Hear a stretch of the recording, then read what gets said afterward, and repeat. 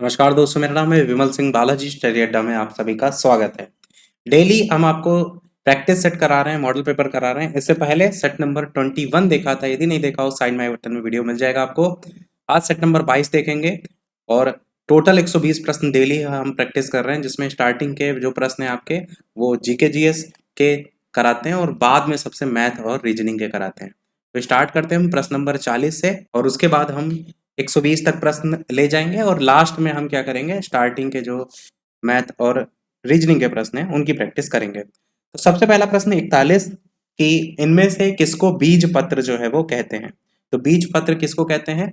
Option C वाला बीज पत्ती दे रखा है, यही आपका ऑप्शन यहाँ पर सही हो जाएगा। सीड लीव्स कहते हैं, उसको बीज पत्र कहते हैं। अगला प्रश्न आपका है कि पौधों के ऊपरी भाग से वाष्प के रूप में जो जल की क्षति होती है उसको क्या कहते हैं? तो इसको हम वाष्पोत्सर्जन का नाम जो है वो देते हैं। वाष्पोत्सर्जन बेसिकली जो पत्तियां होती है ना, उसके जो रंध्र होते हैं उनसे आपको देखने को मिलता है। बाकी आप ये कह सकते हैं कि अगर बहुत ज्यादा वाष्पोत्सर्जन हो रहा है ना तो हानिकारक होता है, क्योंकि जल की कमी हो जाती है और पेड़ पौधों को भी तो जल की आवश्यकता होती है, तो इसलिए। और अगर सूर्य के प्रकाश का प्रभाव की बात करें तो अगर सूर्य के प्रकाश की मात्रा बढ़ती है तो वाष्पोत्सर्जन की दर भी बढ़ती है। ऐसा क्यों होता है? क्योंकि जो रोशनी बढ़ती है ना तो उससे जल अवशोषण की जो दर होती है वो आपकी उसकी जो तीक्ष्णता होती है वो बढ़ जाती है, और जब तीक्ष्णता बढ़ जाती है तो रंध्र जो होते हैं पत्तियों पर वो आपके और ज्यादा खुल जाते हैं और इससे ही वाष्पोत्सर्जन जो है वो बढ़ जाता है। इसी प्रकार अगर टेम्परेचर में वृद्धि से क्या पड़ेगा वाष्पोत्सर्जन पे प्रभाव? तो टेम्परेचर में अगर वृद्धि हो रही तो वाष्पोत्सर्जन की जो दर होती है उसमें भी वृद्धि होती है। ये कुछ आयाम होते हैं। अगला क्वेश्चन आपका है कि गांव में ये देखना साधारण है कि महिलाएं अनाज में से भूसी कैसे निकालती हैं, इस विधि को क्या कहा जाता है? तो निष्पादन इसको कहते हैं। निष्पादन कह लीजिए, अधिकतर आपने वर्ड फटकना सुना होगा, तो फटकना भी इसको कहते हैं, निष्पादन भी कहते हैं। थ्रेसिंग जो आप यहाँ पर ऑप्शन देख रहे हैं ये क्या होता है? थ्रेसिंग होता है जिसमें गेहूं या धान जो होता है उसके तने को दानों से अनाज को ढकने वाली जो भूसी होती है ना उससे अलग किया जाता है, उससे पीटा जाता है। वैसे तो अब मशीनें भी आने लगी हैं, उससे भी अलग किया जाता है। ओसाई जो आपने वर्ड सुना होगा, उसमें हवा की मदद से भूसी को अनाज से अलग करते हैं, अगर ओसाई वर्ड देखते हैं आप। अगला है बाकी छानना हाथ से चुनना जानते हैं। अगला कह रहा है जीवों में संबंध, जबकि एक जीव को साहचर्य से लाभ होता है और दूसरे को हानि होती है, इसको क्या कहते हैं? तो इसको परजीविता कहते हैं।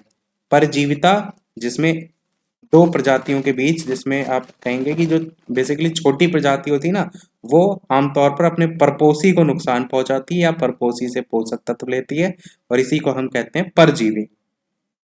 और परजीविता शब्द की जब बात होती है जिसमें परजीवी द्वारा परपोषी के शरीर को नुकसान पहुंचाया जाता है।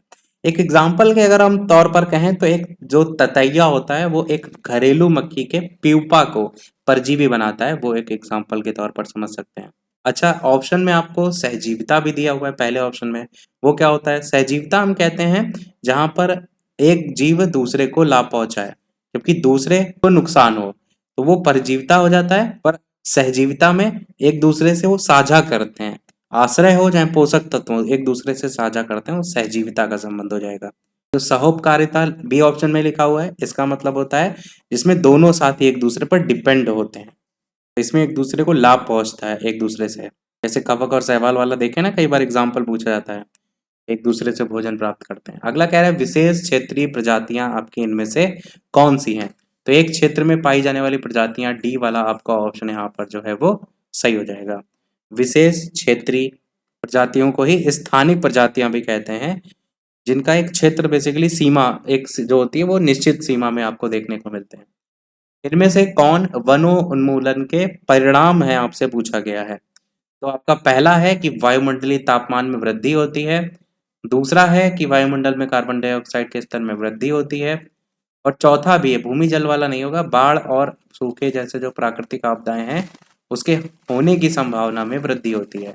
तो पहला, दूसरा और चौथा, ये आपका ऑप्शन यहाँ पर सही होगा, ऑप्शन नंबर सी। उस वसा जो है ऊतक मानव शरीर में पाए जाने वाले किस प्रकार के ऊतक हैं? तो ये आपके संयोजी ऊतक में जो है वो आते हैं, जिनको हम कनेक्टिव टिश्यूज के नाम से जो है वो जानते हैं। और जब संयोजी ऊतक की बात होती है तो अनेक प्रकार की कोशिकाएं या कहेंगे अंतरा कोशिकाएं द्रव उससे मिलकर बनी होती हैं, और संयोजी जो ऊतक होते हैं उसमें श्वेत कोलेजन या पीले लचीले जो तंतु होते हैं वो भी देखने को मिलते हैं।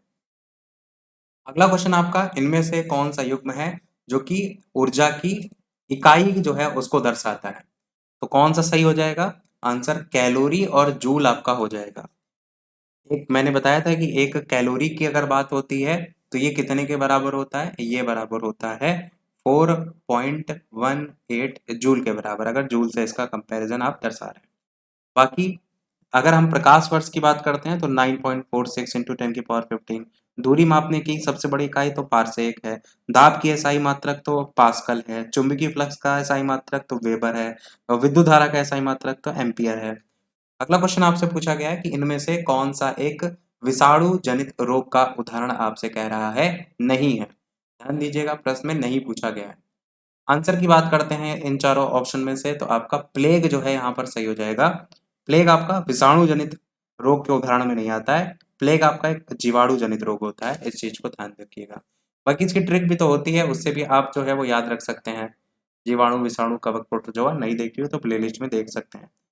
प्लेग कौन से जीवाणु से होता है, उसका नाम क्या है? तो उसका नाम है पास्चुरेला पेस्टिस करके जो है इसका नाम है। पास्चुरेला पेस्टिस नामक जीवाणु से जो है आपका ये प्लेग रोग जो है वो होता है।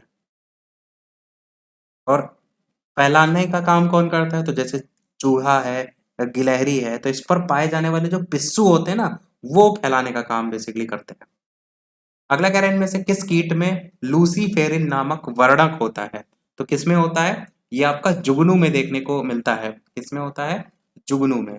जुगनू देखा है ना, बचपन में देखा होगा आपने, चमकता है। तो ये लूसीफेरिन नामक वर्णक पाया जाता है। रात्रिचर जो प्राणी होते हैं ना, उनकी आंखों में अगर आप देखेंगे तो टेडी या टेपिडम लूसिडम नामक एक वर्णक होता है, जो कि जब उसके ऊपर लाइट किसी चीज प्रकार की पड़ती है तो वो चमकता है। जो रात में चलने वाले प्राणी होते हैं। चमगादड़ की बात पूछी जाती है तो चमगादड़ में पराश्रव्य जो तरंगे होती हैं उसका यूज करता है। वो भेजता है, आगे से टकरा कर आती है तो उसे पता चल जाता है कि मतलब कोई चीज रास्ते में है। इसी प्रकार उल्लू के बारे में पूछा जाता है तो उल्लू की जो आंखें होती हैं वो बाहर की निकली होती हैं, तो वो भी आप याद रख सकते हैं। ये सब सीटेट में भी आपने पढ़ा होगा। मानव शरीर की त्वचा की बाह्य परत के लिए इनमें से किस शब्द का यूज जो है वो किया जाता है? तो आपका एपिडर्मिस आपका यहाँ पर ऑप्शन सही हो जाएगा। उप त्वचा जो होता है उसी को कहते हैं एपिडर्मिस। इसमें रक्त वाहिकाएं आपकी जो है वो नहीं होती हैं। और जैसे नाखून है तो ये आपका उप त्वचा जो कोशिकाएं होती हैं उसके रूपांतरण से तो बनती हैं। रोम है वो भी आपका इसमें आता है। अच्छा, जो हमारी मानव की त्वचा होती है उसको कितने भागों में बांटा जाता है? तो एक आपका एपिडर्मिस होता है और एक आपका होता है, देखिए हिंदी में अगर हम बात करेंगे तो आपका लिखा हो या इंग्लिश में लिखा हो, अधिकतर एपिडर्मिस ही देखने को मिलता है, तो आप यही याद रखिए, ज्यादा में फिर कंफ्यूज हो जाएंगे। और डर्मिस जो होता है इसमें आपका जो श्वेत ग्रंथियां हैं वो पाई जाती हैं जिससे पसीना निकलता है, वो चीज याद रख सकते हैं। अगला कह रहे हैं उत्प्रेरक वे पदार्थ हैं जो जो आपकी अभिक्रियाओं को क्या करते हैं? तीव्र कर देते हैं। और अगर बात करते हैं मंद करते हैं, तो ऑप्शन में दोनों वाला तो दिया नहीं गया है। वैसे तो देखा जाए बंद करने वाले भी उत्प्रेरक आते हैं और ऑप्शन में मंद भी दिया गया है, पर मेन अगर हम दोनों में से एक को सिलेक्ट करना चाहें तो अधिकतर तीव्र के लिए इस संदर्भ में यूज करते हैं, तो बी ऑप्शन के साथ जा रहे हैं। वरना अगर या करके ऑप्शन होता तो ज्यादा बेहतर होता है। उत्प्रेरक की पुष्टि जो है वो किसने की थी सबसे पहले? तो उत्प्रेरक की पुष्टि बर्जीलियस ने की थी 1835 में। और उत्प्रेरक के भी टाइप होते हैं, धनात्मक होता है, ऋणात्मक होता है, स्व उत्प्रेरक होता है, प्रेरित उत्प्रेरक होता है, ये इसके टाइप्स में जो है वो आते हैं। अगला करें इनमें से कौन सा मोती का प्राथमिक घटक है? तो कौन सा है? कैल्शियम कार्बोनेट आप जो देख रहे हैं ये जो है वो सही हो जाएगा। कैल्शियम कार्बोनेट की विशेषता आपकी ये होती है कि ये आपका जल में आविलय होता है और ठोस होता है, ये विशेषता होती है। चूने के पानी में अगर आप कार्बन डाइऑक्साइड गैस प्रवाहित करें और कैल्शियम कार्बोनेट को, तो ये आपका कैल्शियम कार्बोनेट बनाया जा सकता है उससे। बस इतना याद रखना है कि अगर चूने का पानी है उसमें कार्बन डाइऑक्साइड गैस मिला देते हैं तो आपका कैल्शियम कार्बोनेट बन जाता है। कैल्शियम कार्बोनेट का यूज कहाँ होता है? तो जैसे चूना है, सीमेंट है, धावन सोडा है, कांच है, चाकू है, पेपर है, दंत मंजन है, बहुत जगह यूज होता है। और सोडियम बाइकार्बोनेट जब पूछा जाएगा तो ये भी बहुत पूछा जाता है। मैंने बताया बाई जो है वो खाना बनाने का काम करती है और खाना बनाती है तो खाने का सोडा जब भी पूछा जाएगा तो इसी को जो है वो कहते हैं खाने का सोडा, सोडियम बाइकार्बोनेट को। फॉर्मूला क्या उसका होता है? तो फॉर्मूला होता है NaHCO3। क्या होता है? NaHCO3। ये सोडियम बाइकार्बोनेट का फॉर्मूला हो जाता है। अगला क्वेश्चन आपसे कह रहा है इनमें से कौन सा जंतु अपनी त्वचा के द्वारा श्वसन करता है? बहुत ही बढ़िया क्वेश्चन। आंसर की बात करते हैं, मेढक आपका ऑप्शन यहाँ पर सही हो जाएगा।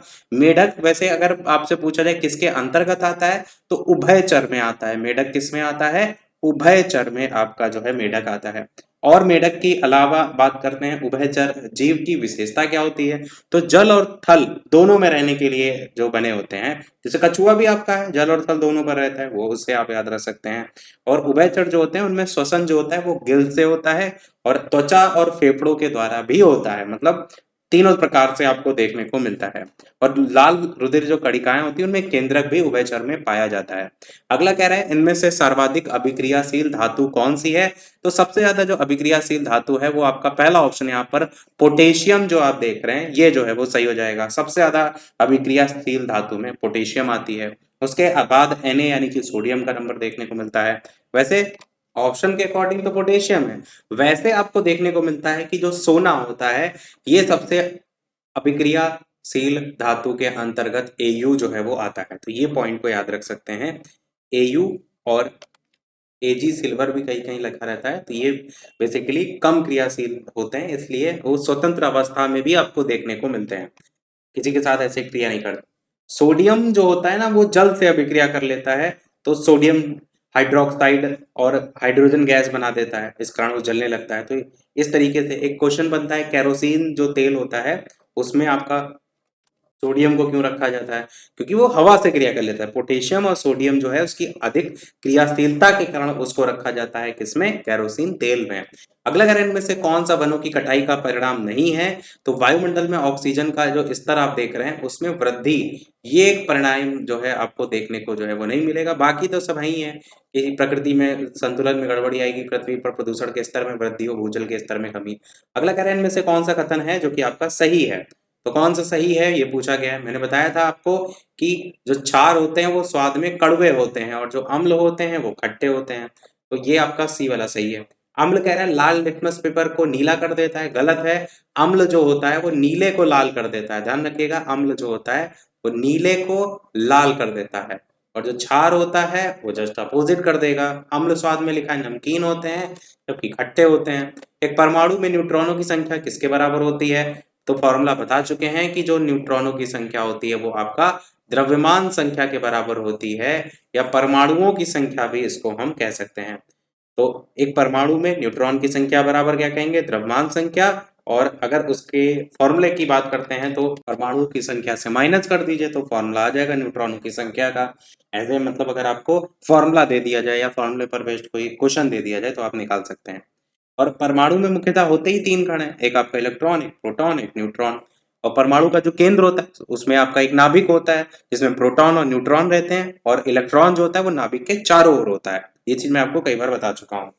अगला क्वेश्चन देखते हैं आपका कि प्रतिरोध की एसआई इकाई क्या होती है? तो प्रतिरोध की एसआई इकाई आपका ऑप्शन के अकॉर्डिंग ओम जो है वो हो जाएगी प्रतिरोध की एसआई इकाई। विद्युत आवेश का मात्रक क्या होता है? तो कुलम्ब जो आप लिख रहे हैं ये विद्युत आवेश का मात्रक होता है। जूल किसका मात्रक होता है? तो विद्युत ऊर्जा का मात्रक होता है। न्यूटन किसका मात्रक होता है? तो न्यूटन आपका न्यूटन प्रति कुलम्ब करके भी पूछा जाता है तो विद्युत क्षेत्र तीव्रता का होता है। और फैराडे पूछा जाता है तो विद्युत धारिता का होता है। और वोल्ट पूछा जाता है तो विद्युत विभव का होता है। और लगभग वही सब है। जूल जो है आपका ऊष्मा का भी तो मात्रक होता है, विद्युत ऊर्जा का भी होता है और ऊष्मा का भी होता है। और न्यूटन आपका बल का मात्रक होता है। अगला देखते हैं, एक तरल जल द्वारा उस गैस या जलवाष्प में परिवर्तित होने वाली प्रक्रिया को क्या कहा जाता है? तो वाष्पीकरण जो है इसको कहते हैं। बी वाला आपका ऑप्शन सही हो जाएगा। एक तरल के द्वारा गैस में परिवर्तित होने वाली प्रक्रिया वाष्पीकरण। अगला है कि गति का पहला समीकरण किसके बीच संबंध को दर्शाता है? तो गति का पहला समीकरण वेग और समय के बीच के संबंध को दर्शाता है। वेलोसिटी एंड टाइम आपका ऑप्शन यहाँ पर सही हो जाएगा। गति का समीकरण जो है वो दिया किसने था? तो गैलीलियो ने जो है वो इस गति का समीकरण दिया था आपका, तो इनका नाम याद रख सकते हैं। बाकी जो तीन समीकरण हैं गति के, इनका फॉर्मूला क्या होता है? तो पहला फॉर्मूला होता है v बराबर u प्लस ए टी, ये पहला फॉर्मूला होता है। दूसरा होता है S बराबर UT plus half AT square, और तीसरा फॉर्मूला होता है V स्क्वायर बराबर U स्क्वायर प्लस 2AS। अब जो पहला समीकरण होता है ये स्थिति समय संबंध को दर्शाता है, पहला लिखा है ना स्थिति और समय, तो ये इसको दर्शाता है। दूसरा जो आपका है यही पूछा गया था।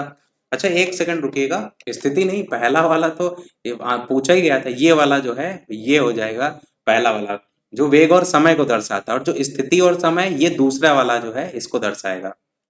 जो दूसरा वाला है आपका ये किसको दर्शाता है, ये आपका दर्शाता है स्थिति और समय को, और जो तीसरा वाला होता है ये दर्शाता है वेग और स्थिति हो ही गया है आपका, हाँ स्थिति रह गया है, तो वेग और स्थिति वाला जो है आपका ऑप्शन दिया नहीं गया ना, इसको दर्शाता है वेग और स्थिति, ये तीसरे वाले को एरो लगा के लिख देते हैं। एक बार रिपीट कर देते फिर से, तो जो पहला वाला समीकरण है ये दर्शाता है वेग और समय को, दूसरा वाला जो है ये आपका स्थिति और समय को, और तीसरा वाला जो है ये वेग और स्थिति को। तो ये तीन फॉर्मूला होते हैं, गति के समीकरण होते हैं, हाई स्कूल इंटर में पढ़े होंगे आपने।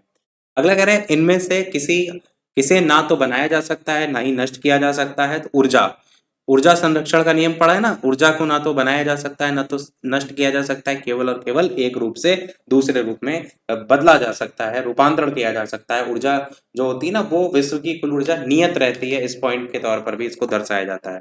तो आंसर हो जाएगा डी। और उष्मागतिकी का जो पहला नियम है ना वो ऊर्जा संरक्षण के सिद्धांत पर आधारित है, तो उसी ऊर्जा संरक्षण में ही ये बात कही गई कि ना तो बनाया जा सकता है ना तो मतलब आप कह सकते हैं नष्ट किया जा सकता है।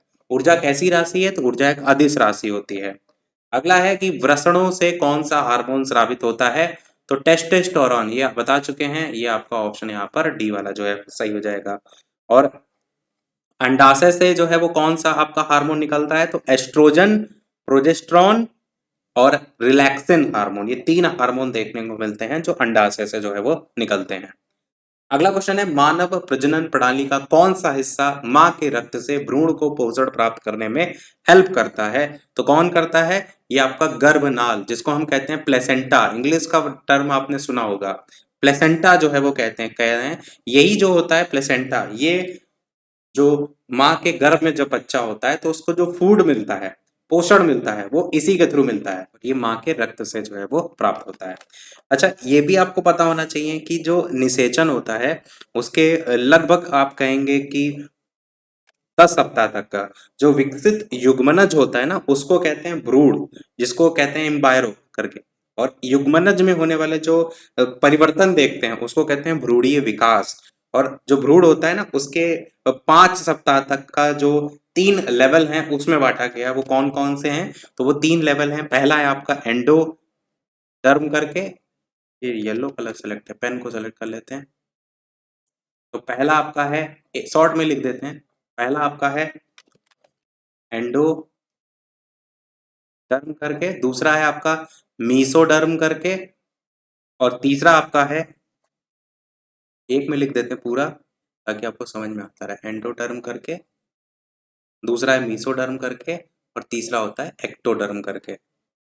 ये तीन आपको बेसिकली देखने को मिलते हैं जननिक स्तर पर, और बाकी आगे धीरे धीरे अंगों का निर्माण होता है। अगर हम 7 से 9 हफ्ते की बात करते हैं तो वहां पर हाथ पैर, श्वसन तंत्र, तंत्रिका तंत्र, पाचन तंत्र, ये सब बच्चे का विकसित होने लगता है। अगर गर्भाशय की आकार की बात करें किसके समान होता है, तो नाशपाती के समान होता है। और एक अभी मैंने ऊपर हार्मोन बताया था आपको, रिलैक्सिन हार्मोन बताया था ना कि 3 प्रकार के हार्मोन आपके स्रावित होते हैं, उसमें से जो रिलैक्सिन हार्मोन स्रावित होता है ये हेल्प करता है जब प्रसव का टाइम आता है, जब बच्चा जन्म लेता है उसमें, तो ये हार्मोन तब स्रावित होता है, रिलैक्सिन हार्मोन। 3 हार्मोन मैंने बताए थे अंडाशय से, एक एस्ट्रोजन बताया था, एक प्रोजेस्टेरॉन बताया था, और तीसरा रिलैक्सिन बताया था। अगला कह रहा है जंतुओं का कौन सा समूह विशेष रूप से मुक्त रूप से रहने वाले समुद्री जीव हैं, तो आपका इकाइनोडर्मेटा जो है, डी वाला ऑप्शन जो है वो सही हो जाएगा। इकाइनोडर्मेटा जंतुओं का समूह जो विशेष रूप से मुक्त रूप से रहने वाले समुद्री जीव में आता है। और इनका जो शरीर होता है, त्वचा होता है, उन पर छोटे छोटे कांटे भी देखने को मिलते हैं, ये इनकी विशेषता में जो है वो आता है। अगला कह रहा है बल की परिभाषा को किसके आधार पर व्याख्यायित किया जा सकता है। लगभग हमारे अब तक 25 क्वेश्चन तो हो ही चुके होंगे, 40 से 50, 50 से 60, 65। तो लाइक और शेयर जरूर करते रहिएगा जो लोग भी वीडियो से जुड़ते रह रहे हैं, अगर वीडियो अच्छा लगे तो। बल की परिभाषा वाला आंसर कौन सा हो जाएगा, न्यूटन की गुरुत्वाकर्षण के अगर नियम के अकॉर्डिंग बात करें, यहाँ पर गुरुत्वाकर्षण का है और गति का पहला नियम है, तो पहले नियम के साथ जाते हैं। न्यूटन की गति का जो पहला नियम है, ये वाला आपका नियम बल की परिभाषा को परिभाषित करता है। पहला जो नियम है इसको जड़त्व का नियम भी कहते हैं, बल की परिभाषा से संबंधित है। न्यूटन का जो गति नियम है वो किस पुस्तक में आपका सबसे पहले प्रकाशित हुआ था? उस पुस्तक का नाम था प्रिंसिपिया नामक पुस्तक। ये नाम आपने सुना होगा, पूछा गया है कि नहीं, पर लिखा अधिकतर जगह देखने को आपको मिल जाता है। प्रिंसिपिया नामक पुस्तक है जिसमें सबसे पहले प्रकाशित हुआ था न्यूटन के गति नियम, और जो तीनों गति वाले नियम थे वो हम पहले ही आपको बता चुके हैं। अगला कह रहा है कि स्वास्थ्यतम की उत्तरजीविता सर्वाइकल ऑफ फिटेस्ट, ये पूछा गया है कि इसके रचयिता जो है वो कौन थे? तो कौन थे? Herbert Spencer. आप यहाँ पर जो देख रहे हैं डी वाला ऑप्शन, ये जो है वो यहाँ पर सही हो जाएगा, हर्बर्ट स्पेंसर। अच्छा, योग्यतम की उत्तरजीविता सिद्धांत को अगर जैव विकास के संदर्भ में बात करें तो प्राकृतिक चयन जो कहा था वो डार्विन ने कहा था। ध्यान दीजिएगा, कहा किसने था? डार्विन ने कहा था। और उत्परिवर्तनवाद की अगर बात करते हैं उसका प्रतिपादन किसने किया था? तो ह्यूगो डी ब्रीज ने किया था। और अगर उक्ति के रचयिता के रूप में बात करेगा, जैसे यहां पूछा गया था, तब आप हर्बर्ट स्पेंसर के साथ जाएंगे। अंतर को समझिएगा। अच्छा, हरगोविंद खुराना का नाम कहाँ देखने को मिलता है? हरगोविंद खुराना का नाम देखने को मिलता है जेनेटिक्स जो कोड होते हैं उस पर इन्होंने काम किया था, वहां नाम देखने को मिलता है। किस कोशिका ऑर्गेनल को कोशिका का मास्टर कहा जाता है? तो नाभिक आपका ऑप्शन यहाँ पर सही होगा, नाभिक को कोशिका का मास्टर जो है वो कहा जाता है। नाभिक आपको देखने को इंग्लिश में नाभिक को क्या कहते हैं? न्यूक्लियस कहते हैं। और ये देखने को कहाँ मिलता है? तो जो कोशिका होती है उसके केंद्रक की अगर बात करते हैं, कोशिका जो है उसके का जो केंद्रक है, इसी को ही कहते हैं नाभिक, इसी को कहते हैं केंद्रक। तो दो चीजें पहले आपको समझ में आनी चाहिए। पहला ये देखने को कहाँ मिलता है?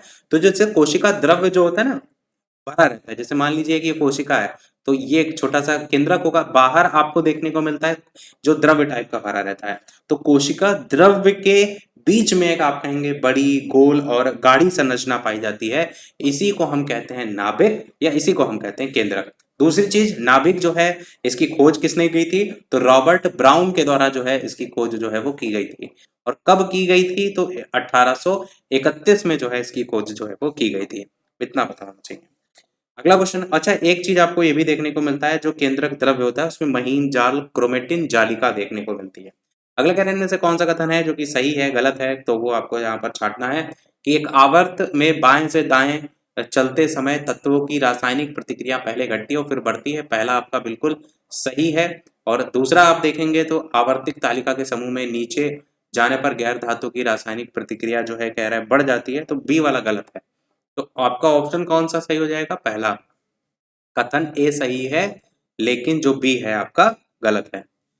आवर्त सारणी आपने पीरियोडिक टेबल पढ़ रखी होगी तो उसमें ऐसे विशेषताएं हैं। अगला कह रहा है असंतृप्त यौगिकों के दहन के दौरान क्या देखा जाता है? तो ये आपकी पीली लौ देखने को मिलती है, ये आपका ऑप्शन यहाँ पर सही हो जाएगा। नीली लौ है तो उसमें ज्वलन ताप सबसे ज्यादा होता है अगर नीली लौ देखने को मिले। अगला कह रहा है इनमें से कौन सा बायोमास जो ऊर्जा है उसका कह रहा है स्रोत नहीं है? तो कौन सा ऊर्जा का स्रोत इसमें से नहीं है बायोमास?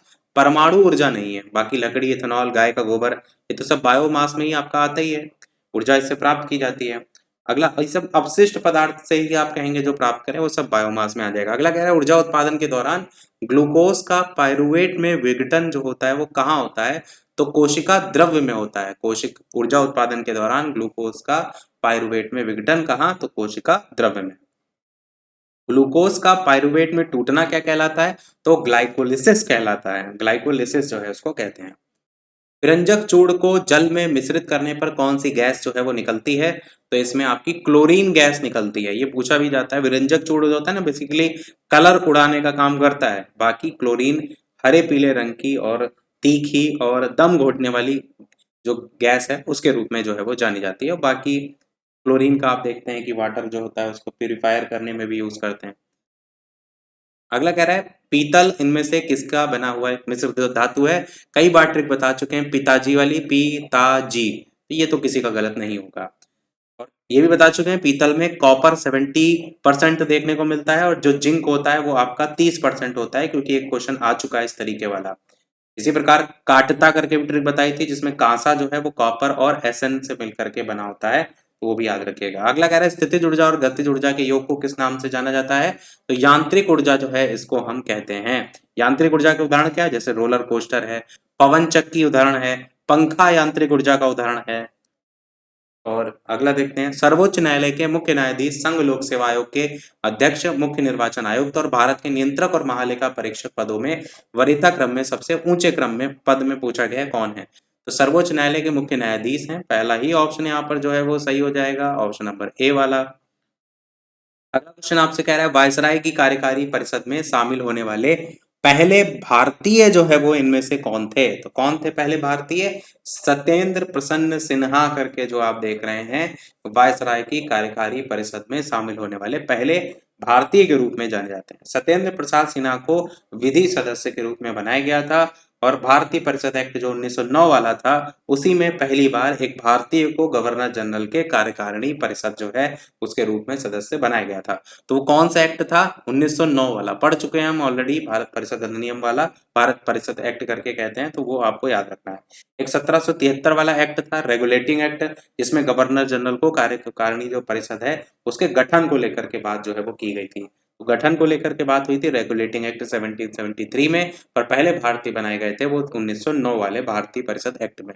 इनमें से किस बहुउद्देशीय परियोजना का निर्माण नर्मदा नदी पर जो है आपका किया गया है? तो नर्मदा नदी पर कौन सा परियोजना है वो यहाँ पर पूछी गई है। आंसर की बात करते हैं तो पहला ऑप्शन यहाँ पर सरदार सरोवर परियोजना जो है वो सही हो जाएगा।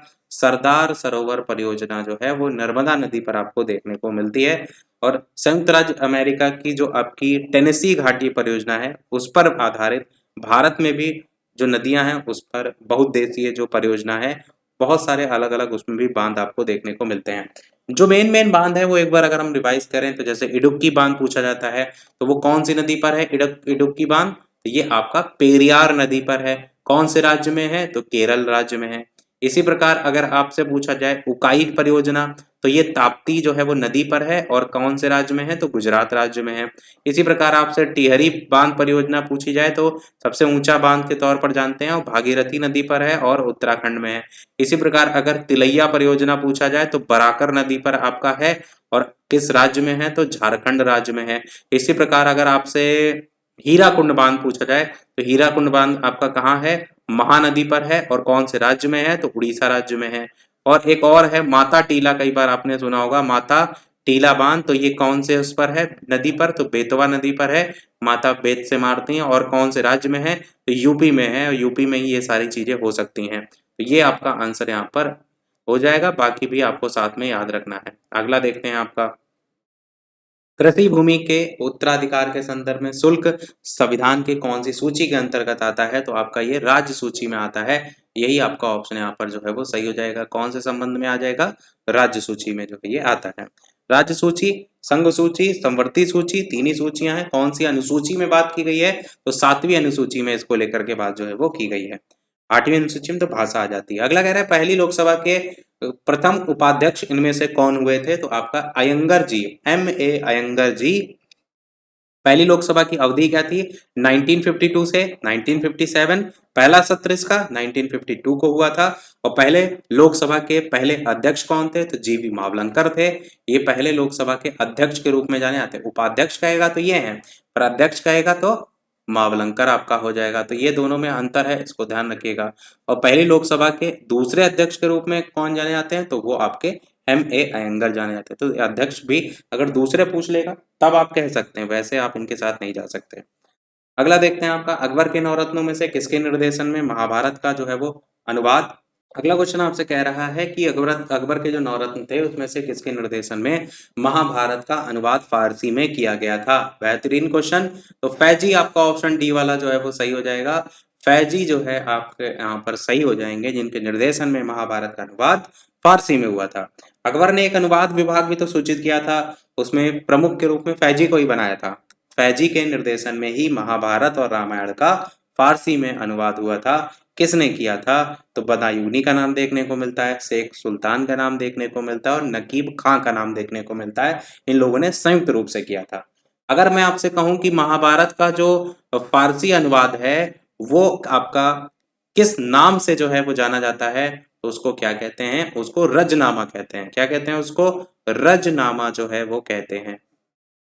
और लीलावती और नल दमयंती कथा का फारसी में अनुवाद भी फैजी ने ही करवाया था। तो फारसी के लिए फैजी प्रमुख है, फा से फारसी, फा से फैजी, याद रखिएगा। अगला देखते हैं। अच्छा, पंचतंत्र का फारसी में अनुवाद किसने करवाया था? तो अबुल फजल जी ने करवाया था, और इन्होंने करवाया था अनवर ए सादात के नाम से, वो भी याद रख सकते हैं।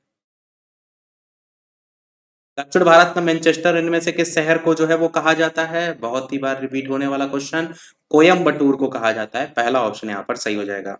कानपुर शहर को क्या कहते हैं? कानपुर शहर को कहते हैं उत्तर भारत का मैनचेस्टर के नाम से। तो दोनों में अंतर है, इस बात को ध्यान रखिएगा कि कब आपसे उत्तर भारत का मैनचेस्टर पूछ रहा है, कब आपसे दक्षिण भारत का मैनचेस्टर पूछ रहा है।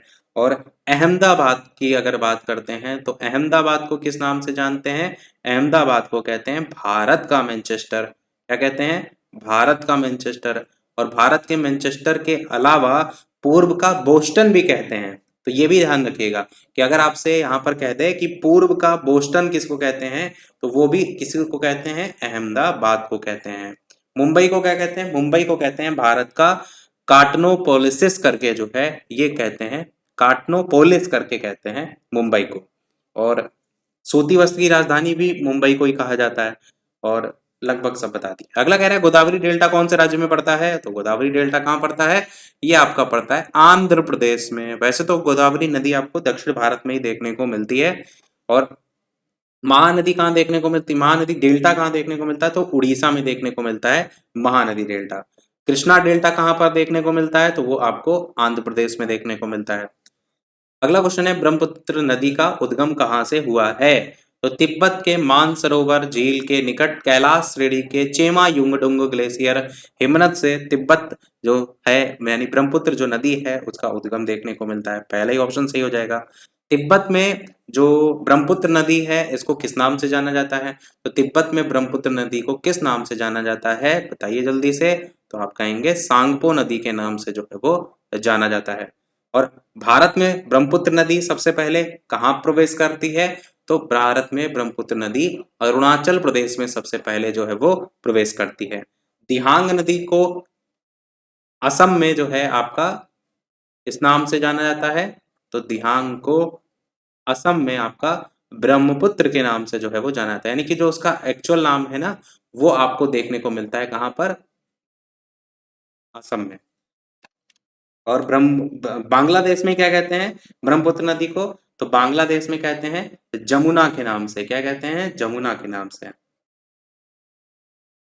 ब्रह्मपुत्र नदी से एक क्वेश्चन और बनता है कि पूरे विश्व का सबसे बड़ा नदी द्वीप कौन सा नदी द्वीप है? माजुली नदी द्वीप। कौन सी नदी पर है? तो माजुली नदी द्वीप भी ब्रह्मपुत्र नदी पर ही आपको देखने को मिलता है और असम में ही आपका स्थित भी है। ये चीज हम ऑलरेडी बता चुके हैं। अगला क्वेश्चन देखते हैं इनमें से कौन सी समिति है जिसका गठन बैंकिंग क्षेत्र में सुधार हेतु किया गया? बता चुके हैं, रटा चुके हैं। अगर आप भी गलत कर देंगे तो फिर मतलब कोई बनता नहीं पढ़ाई का। नरसिम्हम समिति आपका सही हो जाएगा। पहली जो नरसिम्हम समिति है वो कब गठित हुई थी? तो वो गठित हुई थी 1991 में। और जब भी बात होगी बैंकिंग क्षेत्र में सुधार को लेकर के तो बस यही नाम देखने को मिलता है आपका नरसिम्हम समिति की। इन्होंने अंतर्राष्ट्रीय स्तर हो चाहे राष्ट्रीय स्तर हो चाहे जिला स्तर हो ग्राम स्तर हो हर लेवल पर जो है बैंकिंग क्षेत्र में सुधार को लेकर के बात की थी। चलैया समिति भी बताई थी मैंने, चल छैया छैया वाली। तो इसका काम क्या था? इसका गठन हुआ था कर ढांचा। जब भी आपसे कर को लेकर के पूछेगा तो कर ढांचे में सुधार से लेकर के जो समिति थी वो चलैया समिति थी। ध्यान दीजिएगा, कर से रिलेटेड कभी भी, कर सुधार से रिलेटेड कभी भी पूछेगा तो चलैया समिति आपका हो जाएगा। मल्होत्रा समिति किससे संबंधित थी? तो मल्होत्रा भाई साहब जी आते हैं और कहते हैं भैया बीमा करा लो। क्या कहते हैं? बीमा करा लो। तो बीमा से संबंधित अगर आएगी समिति आपसे प्रश्न में तो ध्यान रखिएगा बीमा जो क्षेत्र है इसमें सुधार से संबंधित कौन सी समिति है? तो आपका मल्होत्रा समिति जो है आपका हो जाएगा। और इतना आपको जरूर ध्यान रखना है। अगर अच्छा दूसरी नरसिम्हम समिति आई थी बाद में 1998 में, वो भी बैंकिंग से ही संबंधित थी। तो बैंकिंग याद रखिएगा, गलत नहीं होगा। अगला देखते हैं प्रार्थना समाज जो है उसकी अगर बात करते हैं स्थापना तो किसने की थी? तो ये जो है आत्माराम पांडुरंग जी के द्वारा जो है वो की गई थी प्रार्थना समाज की स्थापना। और प्रार्थना समाज की स्थापना हुई कब थी? तो आपकी 1867 में हुई थी। अगर बात करते हैं कि कहाँ हुई थी, तो आप कहेंगे बम्बई में हुई थी। और अगर बात करते हैं कि किसकी हेल्प से हुई थी, तो केशव चंद्र सेन जी के हेल्प से जो है ये हुई थी, केशव चंद्र सेन जी की हेल्प से। और की थी आपका आत्माराम पांडुरंग ने। और कहीं कहीं दोनों ही नाम एक साथ देखने को जो है वो मिलते हैं। उसके बाद अगर बात करते हैं प्रार्थना समाज जो है उसमें और किसने अपना योगदान दिया था, तो गोविंद रनाडे जी जो थे उन्होंने अपना मेन योगदान दिया था। विंडो रेमरेज एसोसिएशन की स्थापना महादेव गोविंद रनाडे जी ने जो है वो की थी। स्वामी दयानंद सरस्वती ने कौन सी की थी? स्वामी दयानंद सरस्वती जी ने स्थापना जो की थी वो आर्य समाज की थी, जो कि यहाँ पर बी ऑप्शन में जो है वो दिया गया है। वो आर्य समाज की स्थापना कब की थी? तो ये आपका 1875 में जो है वो की थी आर्य समाज की स्थापना। दयानंद सरस्वती जी ने एक नारा दिया था, वेदों की ओर लौटो। पूछा बहुत जाता है तो ध्यान रखिएगा। अगला कह रहा है अफ्रीकी देश नामीबिया की राजधानी इनमें से कौन सी है? तो कौन सी है? विंड हाक करके जो आप देख रहे हैं ना, ये है अफ्रीकी देश नामीबिया की राजधानी विंड हाक। मुद्रा क्या चलती है? नामीबिया डॉलर चलती है यहाँ की मुद्रा। मोरक्को की राजधानी क्या है? तो रबात जो है ये मोरक्को की राजधानी है। इसकी राजधानी है मोरक्को की राजधानी है आपकी रबात। मुद्रा क्या चलती है यहाँ पर मोरक्को में? तो मोरक्को दिरहम चलती है। मोरक्को दिरहम यहाँ की मुद्रा है। नाइजर जो है वो देश की मुद्रा है सीएफए फ्रैंक करके। अंगोला की मुद्रा है अंगोलन क्वांजा करके। अगला क्वेश्चन है सीज फ्राइड रेखा किन दो देशों के बीच की सीमा रेखा है? तो जर्मनी और फ्रांस आपका ऑप्शन यहाँ पर जो है वो सही हो जाएगा। जर्मनी और फ्रांस के बीच में आपकी सीज फ्राइड रेखा देखने को मिलती है। और अमेरिका और कनाडा के बीच कौन सी रेखा है? तो ये आपकी है 49वीं समानांतर रेखा। कई बार पूछी जाती है तो इसीलिए याद रखना जरूरी है कि 49वीं समांतर रेखा जो आपकी है वो अमेरिका और कनाडा के बीच में आपको देखने को मिलती है। 17वीं समानांतर रेखा वो उत्तरी वियतनाम और दक्षिणी वियतनाम के बीच देखने को मिलती है। हिंडनबर्ग रेखा वो जर्मनी और पोलैंड के बीच में देखने को मिलती है। हिंडनबर्ग रेखा। तो ये कुछ हैं जो रिपीट होते रहते हैं तो ध्यान रखिएगा। और उत्तरी आपका कोरिया और दक्षिणी कोरिया के बीच जो है वो 38वीं समानांतर रेखा है। अगला कह रहा है आईडीबीआई भारतीय औद्योगिक विकास बैंक की स्थापना इनमें से जो है वो कब हुई थी? तो कब हुई थी? ये आपकी हुई थी 1964 में। ये आपका ऑप्शन सही हो जाएगा 1964 में। नाबार्ड की स्थापना कब हुई थी? 1982 में हुई थी। नाबार्ड ज्यादातर पूछा जाता है। सिडबी जो है वो आपका मुख्यालय कहाँ है? सिडबी का मुख्यालय लखनऊ में है। उसकी स्थापना 1990 में हुई थी।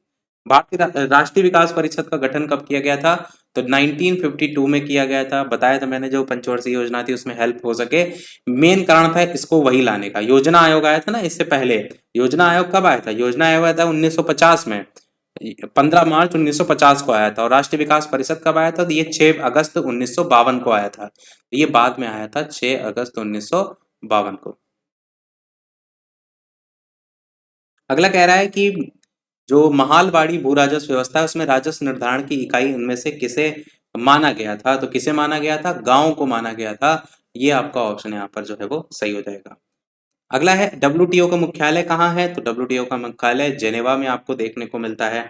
डब्ल्यूटीओ की स्थापना जो है वो कब हुई थी? तो डब्ल्यूटीओ की स्थापना हुई थी 1 जनवरी 1995 को। ये जो है हो जाएगा। और डब्ल्यूटीओ का पहले नाम क्या था? तो जीएटीटी करके था। आया था क्वेश्चन, बता चुके हैं। जीएटीटी की फुल फॉर्म होती है general agreement on tariffs and trade करके। तो जीएटीटी की एक्चुअल में जो फुल स्थापना हुई थी वो हुई थी 1947 में। और बाद में इसी का नाम बदल करके डब्ल्यूटीओ कर दिया गया था। अगला कह रहा है कि माई प्रेसिडेंशियल ईयर्स पुस्तक के लेखक जो है वो कौन है? तो इसमें से कौन है इसके पुस्तक के लेखक? आर वेंकट रमन जो आप देख रहे हैं ये आपका सही हो जाएगा। माई प्रेसिडेंशियल ईयर्स के लेखक करके।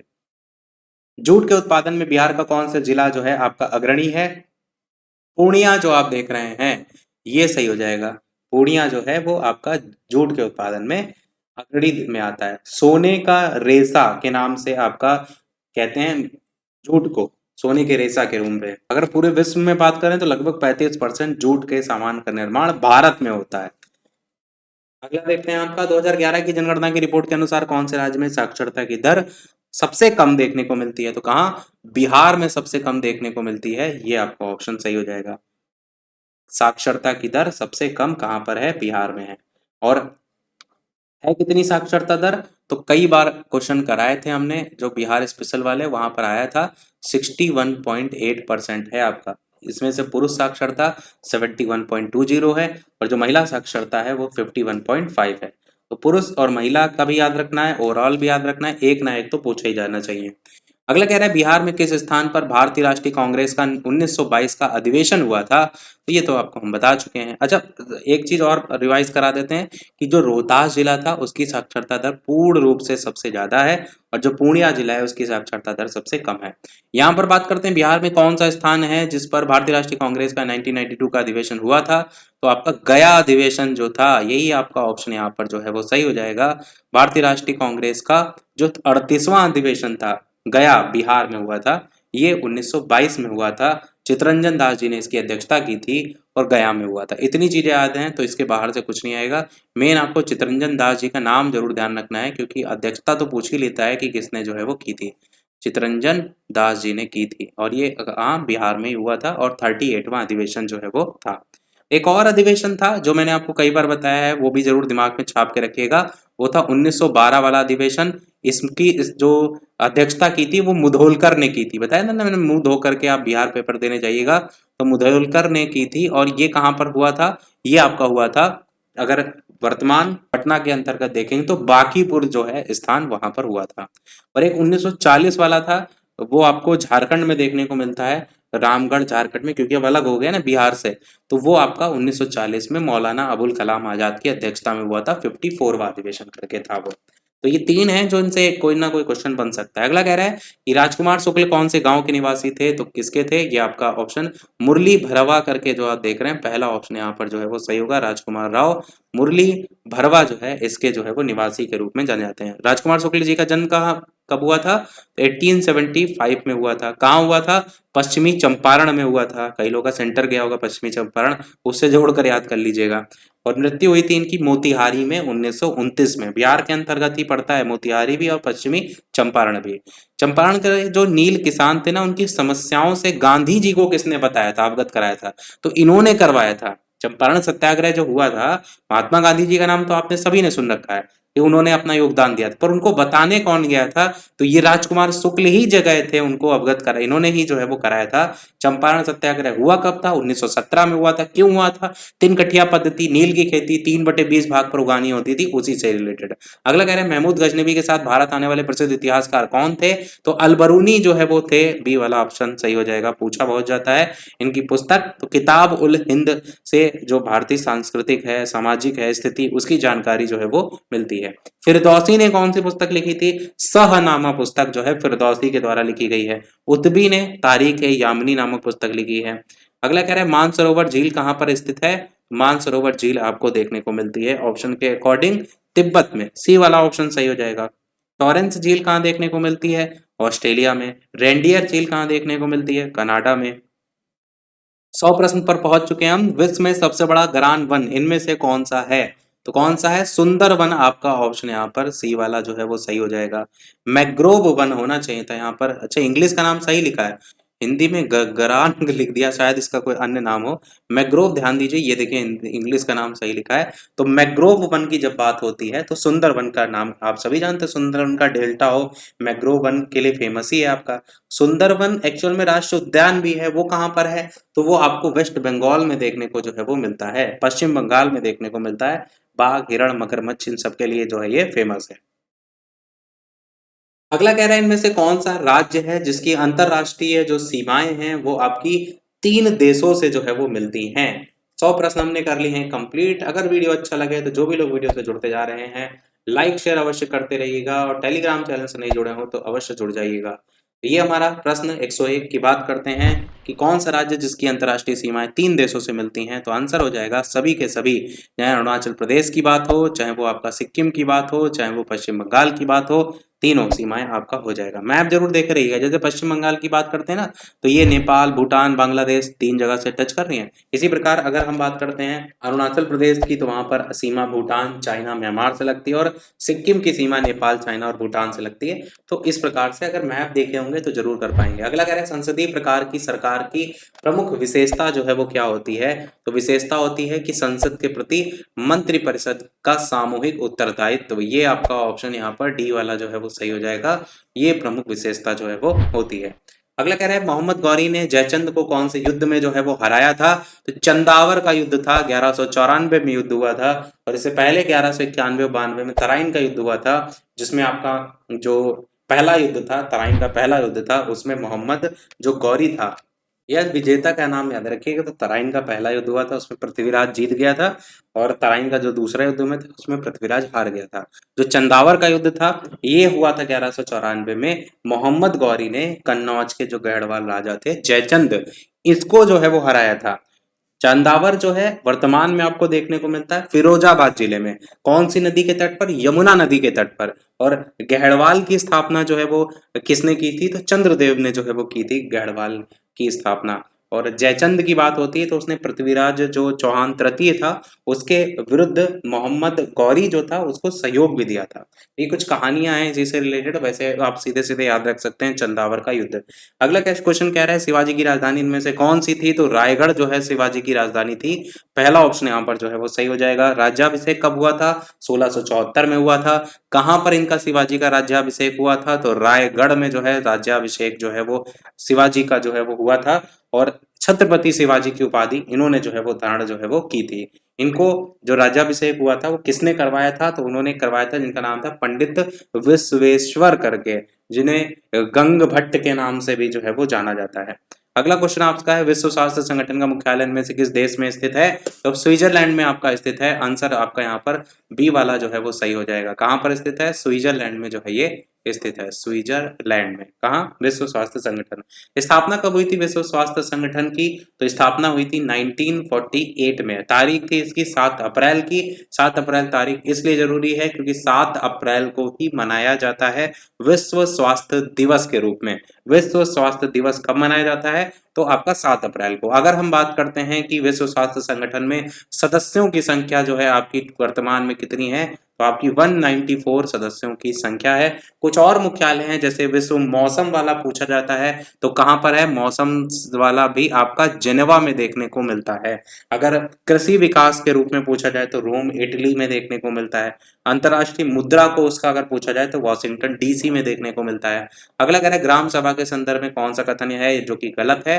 तो सभी के सभी कथन यहाँ पर सही हैं। अब बात कर लेते हैं क्या क्या कथन है। तो ग्राम पंचायत पूरे गांव के हित में निष्पक्ष रूप से काम कर सके, इसमें ग्राम सभा की महत्वपूर्ण भूमिका है। ग्राम सभा पंचायत को मनमाने ढंग से काम करने से रोकती है, जैसे पैसे का दुरुपयोग या वगैरह कोई चीज हो। ग्राम सभा चुने हुए प्रतिनिधियों पर नजर रखने, लोगों के प्रति जिम्मेदार जवाबदेह बनाने में भी महत्वपूर्ण भूमिका निभाती है। अगला आपका है 107 प्रश्न कि बैंक दर का क्या मतलब होता है? बैंक दर का मतलब होता है केंद्रीय बैंक द्वारा ली जाने वाली आधिकारिक ब्याज दर। फ्रेंच ईस्ट इंडिया कंपनी की स्थापना कब हुई थी? तो 1664 में फ्रेंच ईस्ट इंडिया कंपनी की स्थापना हुई थी।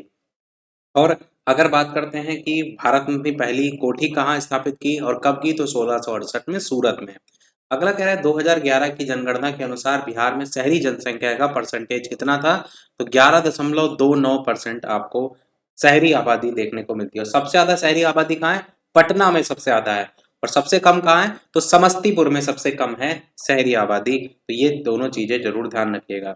अगला क्वेश्चन आपका किसने कहा है कि जो राजनीति है, अच्छा अगर पूरे भारत स्तर पे बात की जाए कि सबसे ज्यादा शहरीकरण वाला राज्य कौन सा है, तो गोवा है।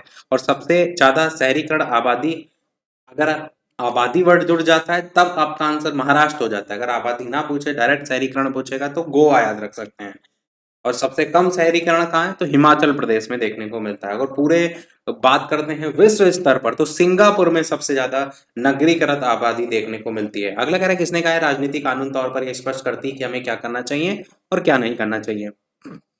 अरस्तु आपका ऑप्शन यहाँ पर हो जाएगा। निम्नलिखित जंगलों में से कौन सा जंगल पृथ्वी ग्रह के फेफड़ों के रूप में जाना जाता है? तो अमेजन वर्षा वन, ये आ चुका है शायद यूपी टेट या कहीं आया हुआ क्वेश्चन है, देखा हुआ क्वेश्चन है। तो ध्यान रखिएगा अमेजन जो वर्षा वन है ये पृथ्वी ग्रह के फेफड़ों के रूप में जो है वो जाने जाते हैं, अमेजन के जो जंगल हैं। और इनकी वनस्पति लगातार कार्बन डाइऑक्साइड को अवशोषित करके ऑक्सीजन मुक्त करती है ना, इसीलिए इनको कहा जाता है। अगला, और ये है कहाँ पर अमेजन बेसिन? तो ये ब्राजील क्षेत्र में देखने को मिलते हैं। अगला क्वेश्चन आपका कि इनमें से कौन सा पृथ्वी के घूर्णन का प्रभाव नहीं है? तो ऋतु परिवर्तन जो होता है वो घूर्णन के कारण जो है आपका नहीं होता है, ये आपका ऑप्शन सही हो जाएगा। और पृथ्वी द्वारा सूर्य के चारों ओर चक्कर लगाने को कहते हैं परिक्रमण, और खुद के चारों ओर तो परिभ्रमण। अपने अक्ष पर अगर घूम रही है तो क्या कहते हैं उसको? परिभ्रमण। ये दोनों में अंतर याद रखिएगा। अगला है रक्षा अनुसंधान और विकास संगठन डीआरडीओ ने 10 जनवरी 2023 को उड़ीसा तट से कौन सी बैलिस्टिक मिसाइल का सफल परीक्षण जो है वो किया? तो पृथ्वी तृतीय जो आप देख रहे हैं ये आपका ऑप्शन। अगला क्वेश्चन आपका है कौन सा देश 2025 में मैड्रिड इंटरनेशनल बुक फेयर का थीम देश जो है वो होगा? तो ये भारत देश यहाँ पर आपका ऑप्शन यहाँ पर जो है वो सही हो जाएगा। अगला क्वेश्चन है एल्बम डिवाइन टाइट्स के लिए ग्रैमी अवार्ड 2023 इनमें से जो है वो किसने जो है वो जीता? तो ग्रैमी अवार्ड आपका रिक्की केज करके जो आप देख रहे हैं ये आपका ऑप्शन जो है वो सही हो जाएगा। 65वां ये ग्रैमी अवार्ड जो है आपका था फरवरी 2023 में आपका हुआ था, लॉस एंजल्स में आपको देखने को मिला था। और ये आपका ऑप्शन रिक्की केज करके जो देख रहे हैं, रिंकी नहीं होगा, यहाँ बिंदी भी इन्होंने लगा दी, रिक्की केज नाम था, बिंदी नहीं लगेगी। अगला कह रहा है 2021-22 में विश्व का तीसरा सबसे बड़ा मछली उत्पादक देश कौन बन गया है? तो भारत बन गया है। आंसर आपका सी वाला यहाँ पर सही हो जाएगा। विश्व टीबी दिवस कब मनाया जाता है? तो ये आपका कब मनाया जाता है? 24 मार्च को मनाया जाता है। ये आपका ऑप्शन सही हो जाएगा। माइकोबैक्टीरियम ट्यूबरकुलोसिस बैक्टीरिया से आपका होता है टीबी। अगला कह रहा है शारजाह क्रिकेट स्टेडियम में वेस्ट स्टैंड का नाम बदलकर किस भारतीय क्रिकेट दिग्गज को सम्मानित जो है वो किया गया? तो ये आपका सचिन तेंदुलकर जो है वो सही हो जाएगा। शारजाह क्रिकेट स्टेडियम में वेस्ट स्टैंड का नाम बदलकर सचिन तेंदुलकर को सम्मानित जो है वो किया गया है। अब सचिन तेंदुलकर स्टैंड उसका नाम बेसिकली कर दिया गया है बदल करके। कोप इंडिया 2023 वायु अभ्यास में किन दो देशों ने भाग लिया? ये आपका किसने भाग लिया? आंसर हो जाएगा भारत और संयुक्त राज्य अमेरिका। तो सी वाला आपका ऑप्शन यहाँ पर सही हो जाएगा। लास्ट क्वेश्चन, इसके बाद मैथ देखेंगे कि वैश्विक आयुर्वेद महोत्सव 2023 कहाँ आयोजित जो है वो किया जाएगा? तो ये तिरुवनंतपुरम में आयोजित जो है वो किया जाएगा। आंसर हो जाएगा आपका डी वाला। और इसकी थीम क्या रही थी? स्वास्थ्य सेवा में उभरती चुनौतियां और पुनरुत्थान आयुर्वेद करके जो है पुनरुत्थानशील आयुर्वेद करके ये इसकी थीम थी। अब चलिए लौटते हैं हमारे प्रश्न नंबर 1 पर, जहां से हम मैथ के प्रश्नों की प्रैक्टिस जो है वो करते हैं। सबसे पहला प्रश्न, वो न्यूनतम संख्या क्या है जो इसमें से अगर आप घटा दें तो ये पूर्ण वर्ग आपकी संख्या बन जाए? सबसे पहले आपको क्या करना है, इसका वर्गमूल निकाल लीजिए। ये वर्गमूल जो भी वैल्यू निकल करके एक्स्ट्रा बचती है वही अगर इसमें से हम घटा देते हैं तो सीधे सीधे आपको पता चल जाएगा कि कौन सी संख्या घटाते हैं। तो इसका वर्गमूल निकाल लीजिए, चाहे आप गुणनखंड से निकालिए चाहे भाग विधि से निकालिए। आंसर आपका यहाँ पर 105 जो आप देख रहे हैं ये आएगा। और करेंगे कैसे वो भी लिख करके बता देते हैं। तो सबसे पहले आप इसका निकालेंगे, या तो आप ऑप्शन से भी नहीं, ऑप्शन से नहीं करिए, आप ये देखिए कि 32 146 जो है इसके नियर बाई किसका स्क्वायर आता है। तो आपको मैंने बताया कि भाग विधि से देख सकते हैं। वैसे 179 जो है इसका अगर आप देखेंगे स्क्वायर 179 से तो ये कितना निकल करके आएगा? 32,041 करके निकल कर आएगा। अगर इस 32,041 को इसमें से घटा दें तो जो एक्स्ट्रा वैल्यू होगी वो निकल करके आ जाएगी, क्योंकि सबसे नज़दीक यही वैल्यू के है।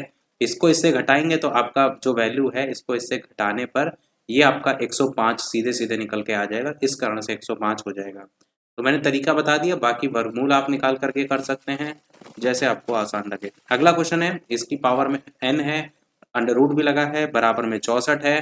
तो जब भी आपको इस तरीके से वर्गमूल लगा देखने को मिलता है इसको आप 1/2 के रूप में लिख सकते हैं, यानी n पावर में है जो वर्गमूल लगा है ना इसको आप 1/2 घातांक में लिख सकते हैं। 64 जो होता है वो किसका घातांक में होता है? 2 की घात में ही लिखना है तो चेंज करके 2 की घात 6 के रूप में लिख सकते हैं। इसलिए 2 में लिखा क्योंकि यहाँ भी ऑलरेडी 2 था, तो आधार समान हो जाए तो आप जो घातांक में वैल्यू है उनको आप बराबर रख सके। तो n/2 की वैल्यू आप 6 के बराबर अगर रखेंगे तो n की वैल्यू यहाँ से 12 निकल करके आ जाएगी, ये इधर गुणा हो जाएगा। यही आपसे n की वैल्यू तो पूछी गई थी, तो 12 आंसर यहाँ पर हो जाएगा। अगला क्वेश्चन देखते हैं आपका कि एक विभाजन क्रिया में भाजक भागफल का 32 गुना है और शेषफल का ये 12 गुना है, तो यदि शेषफल आपका 56 है तो भाज्य क्या होगा? इसको आपको फॉर्मूला से करना पड़ेगा क्योंकि आप x मान के इतना कुछ मान नहीं पाएंगे। अगर भागफल को हम मान लेते हैं x, तो भाजक क्या हो जाएगा? 32x हो जाएगा। कह रहा है ना भाजक भागफल का 32x है। अगर हम यहाँ लिख दें, नीचे लिख देते हैं, अगर हम लिख दें कि भागफल जो है आपका क्या है, x है। तो भागफल अगर हमारा x हम मान लें तो आपका जो भाजक होगा वो कह रहा है 32 गुना है, तो भाजक बराबर क्या हो जाएगा, 32x हो जाएगा। अब शेषफल क्या बचेगा, कह रहा है शेषफल का 12 गुना है और शेषफल का 12 गुना है, यानी जो वैल्यू आ रही ना इसी के ही संदर्भ में, तो बटे में सीधे सीधे लगा दीजिए, यानी शेषफल और बराबर आपका 32, प्रश्न में दे भी रखा है शेषफल, इस बात को ध्यान रखिएगा। तो शेषफल का 12 गुना किसके बराबर हो जाएगा, 56 के, क्योंकि शेषफल ऑलरेडी दे रखा है, यानी 32x और बटे में आपका आ जाएगा 12 और बराबर में आ जाएगा आपका 56। ये यहाँ से x की वैल्यू निकालिए, 12 उधर चला जाएगा, 32 बटे में चला जाएगा, यानी x की वैल्यू क्या आ जाएगी, 56, ये 56 हो जाएगा 56, शेषफल 56 दे रखा है, तो 56 और गुणे में आपका 12 और बटे में आपका 32, सॉल्व करेंगे, यहाँ से आपका काटने पर 21 आएगी वैल्यू। अब पूछा क्या गया था, भाज्य पूछा गया था, फॉर्मूला क्या होता है, फॉर्मूला आपको पता है, दूसरे कलर से लिख देते हैं। फॉर्मूला क्या होता है, भाज्य बराबर भाजक गुणे भागफल और आपका प्लस शेषफल। ये आपको पता है होना चाहिए कि ये इसमें वैल्यू आप सारी आप रख दीजिए। भाज्य आपसे प्रश्न में पूछा गया है, भाजक आपका 32x है तो 32x रख दीजिए, 32x। उसके बाद भागफल आपका क्या दे रखा है, x दे रखा है, तो मल्टीप्लाइड में आपका x प्लस शेषफल आपका 21 है। अच्छा, प्रश्न में 56 तो दे ही रखा था ना, तो ये आपका 56 हमारा शेषफल हो जाएगा। ये 21 तो हमने x की वैल्यू निकाली ना, शेषफल थोड़ा नहीं निकाला, शेषफल तो ऑलरेडी 56 था, इस चीज को ध्यान रखिएगा। अब यहाँ पर जो x की वैल्यू हमने निकाली है 21, ये यहाँ रख देंगे, यानी 32 एक्स स्क्वायर हो जाएगा, x की स्क्वायर का मतलब 21 का स्क्वायर, यानी आपका कुल मिलाकर आएगा 32 गुणे 21 गुणे 21 और प्लस में आपका 56। 21 का स्क्वायर होता है 441, 441 को 32 से गुणा करके 56 जोड़ेंगे तो सीधे सीधे आंसर आएगा 141 68 करके, जो कि आपका ऑप्शन बी वाले में दे रखा है। ये आपका ऑप्शन यहाँ पर सही हो जाएगा। अगला क्वेश्चन आपसे कह रहा है 1 और 2 के बीच की परिमेय संख्या इनमें से कौन सी है, तो आपका 1 और 2 दोनों की दोनों हो जाएंगी 3/2 भी, 7/4 भी। और अगर बात करते हैं तरीका, तो सीधे सीधे दशमलव में निकालने का, मैंने बताया था कि 3/2 की वैल्यू निकालिए तो क्या आएगी, ये आ जाएगी 1.5, और 7/4 की निकालेंगे तो 4 एकन्नम जाएगा, और फिर दशमलव, फिर 7 बार में, फिर 5 बार में, 1.75। तो दोनों किसके बीच आ रही है, 1 और 2 के बीच, सीधे आपको निकल करके आ रहा है, तो यही दो आंसर जो हो जाएगा ना वो आ जाएगा ए और बी दोनों। अब 9/16 निकालेंगे ना तो ये नहीं आएगा, ये तो ऊपर हर ही आपका जो है वो यहाँ हर बड़ा है, ऊपर अंश जो है वो छोटा है, तो उससे ही आपकी 0 पॉइंट में वैल्यू चली जाएगी। कह रहा है कि ये करणी है, इसकी कोटि ऑर्डर यहाँ पर क्या होगा। अब यहाँ पर √3 में, ठीक है, इसको कैसे कर सकते हैं, जो 5 है वो ऐसे रखिए, पहले पूरी वैल्यू रख लेते हैं, 5 क्यूब रूट में दे रखी वैल्यू, और इसको हम कैसे लिख सकते हैं, 5 की घातांक में, मैंने कहा जो भी यहाँ पर लगी होती वैल्यू वो पावर में चली जाती है, 1/3 के फॉर्म में लिख सकते हैं। ठीक, तो इसकी कोटि क्या हो जाएगी, घातांक में जो वैल्यू आ रही 3, यही इसकी कोटि में आ जाएगी, ऑर्डर जिसको हम कहेंगे। अगला क्वेश्चन आपसे कह रहा है कि 4 घंटियां बता चुके हैं, अगर ये अलग अलग टाइम पर बजती हैं, सभी घंटियां किसी समय एक साथ बजती हैं, तो फिर से एक बार कब बजेंगी, तो इनका निकालना होता है आपको एलसीएम। तो 9, 8, 6 और 5, इन चारों का सबसे पहले क्या निकाल लीजिए, एलसीएम। तो इनका एलसीएम क्या निकल करके आएगा, कौन सी संख्या जो इन सबसे कटेगी, वो है आपकी 360।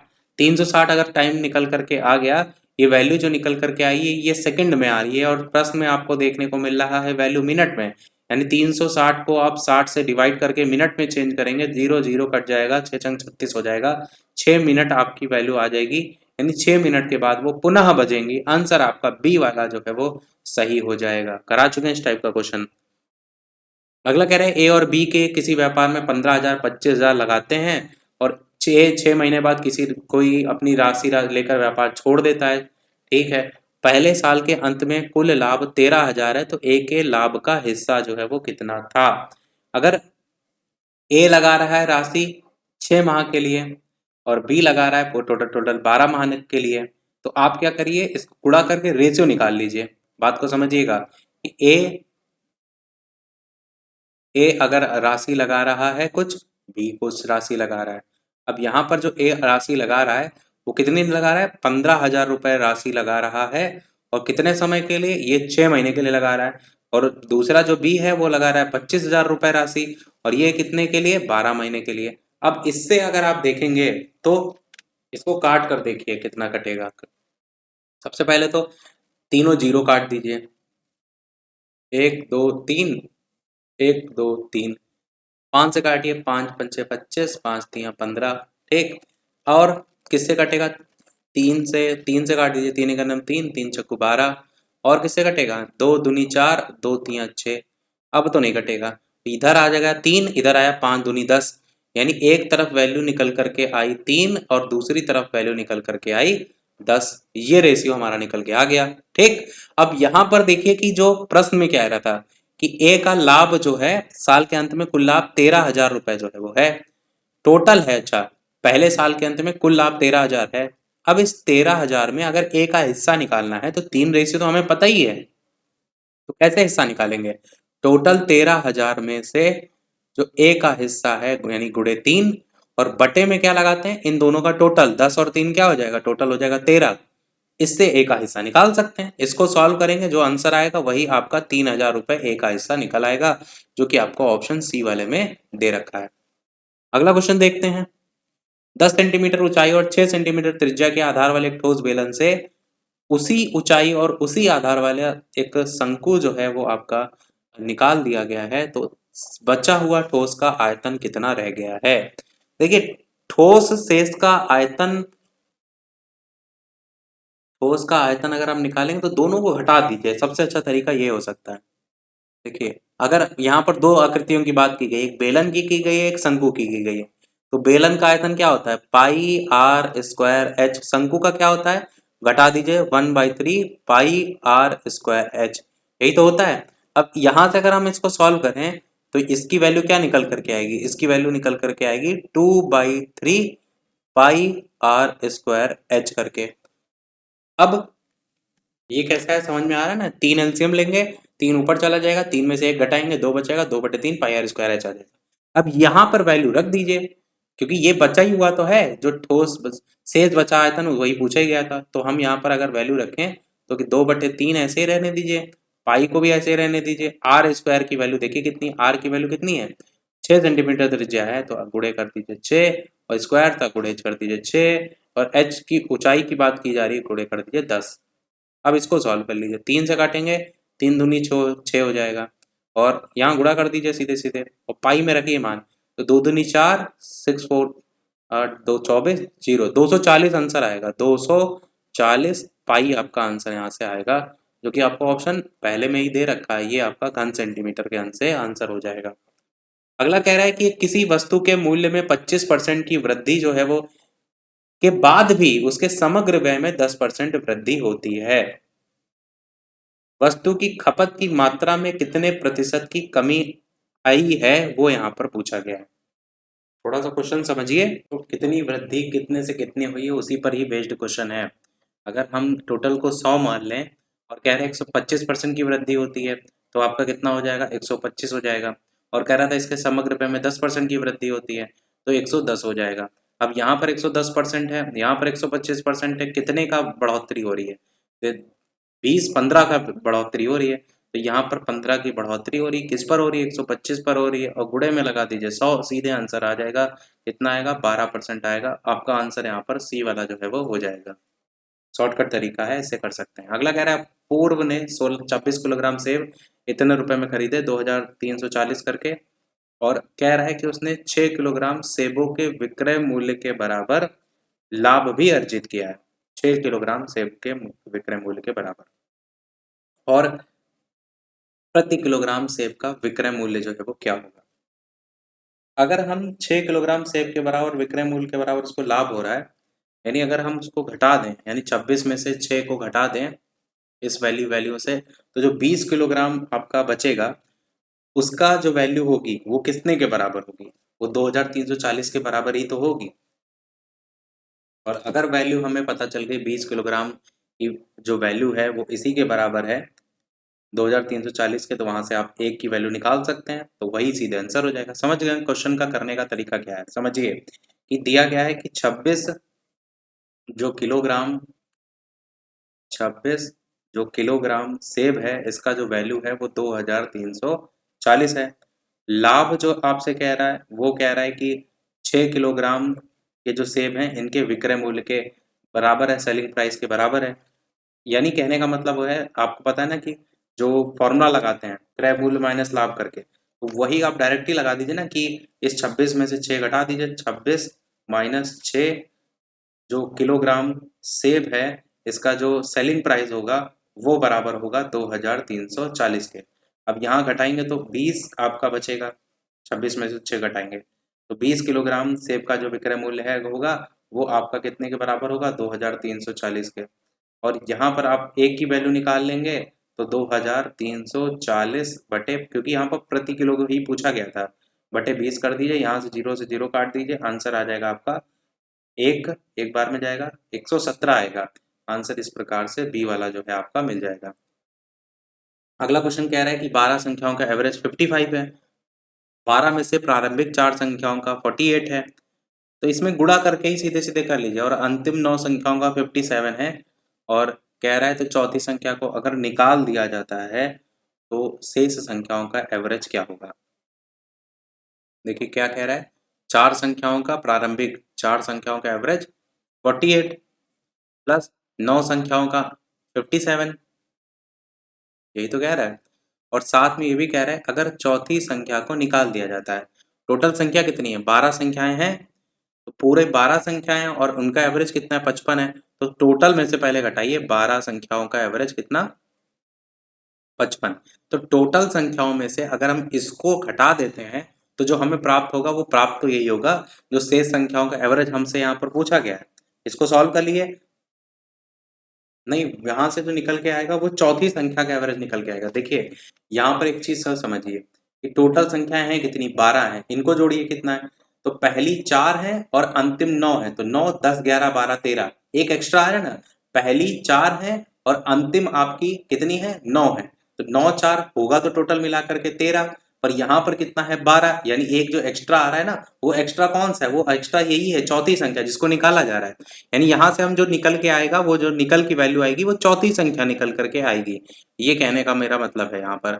अब तो यहाँ से इसको सॉल्व कर लीजिए, 4 को 48 से गुणा कीजिए, 9 को 57 से गुणा कीजिए और इसको घटा दीजिए 12 गुणे 55 से, तो आएगा 705 और माइनस में आपका 660 करके, यहाँ से वैल्यू निकल करके आ जाएगी 45 करके।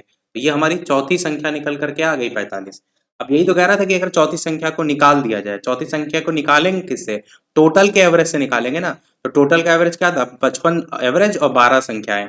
तो समझ रहे हैं, कहने का मतलब यही है कि 12 संख्याओं का जो एवरेज 55 है, इसमें से अगर आपकी ये चौथी संख्या जो कि 45 हमने निकाली है, इसको घटा दें, तब पूछा क्या गया? तब भी एवरेज पूछा गया। एवरेज में जब पूछा जाता है तो बटे में टोटल संख्या भी तो लिखते हैं ना।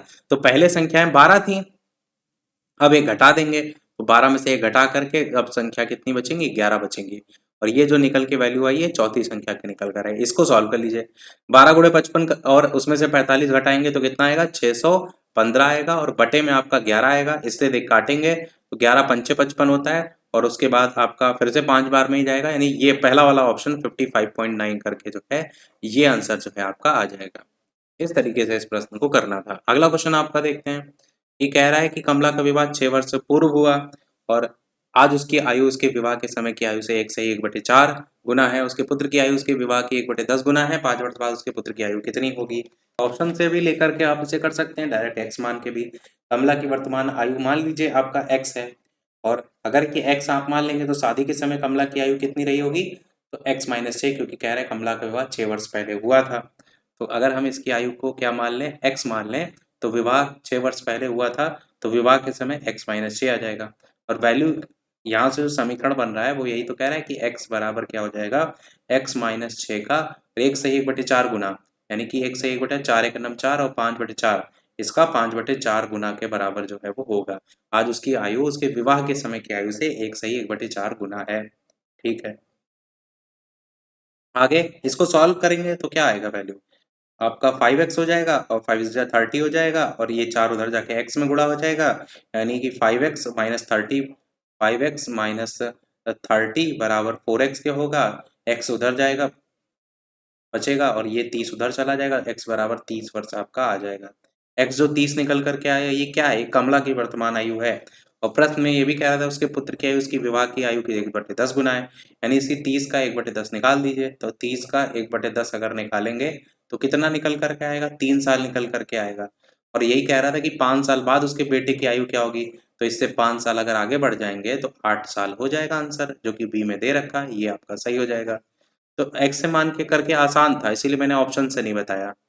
अगला कह रहा है एक बैग में 7 नीली गेंद 5 पीली गेंद है, अगर यदि बेतरतीब ढंग से 2 गेंद को चुना जाए तो संभावना इतनी संभावना है कि कोई पीला जो है वो नहीं निकलेगा।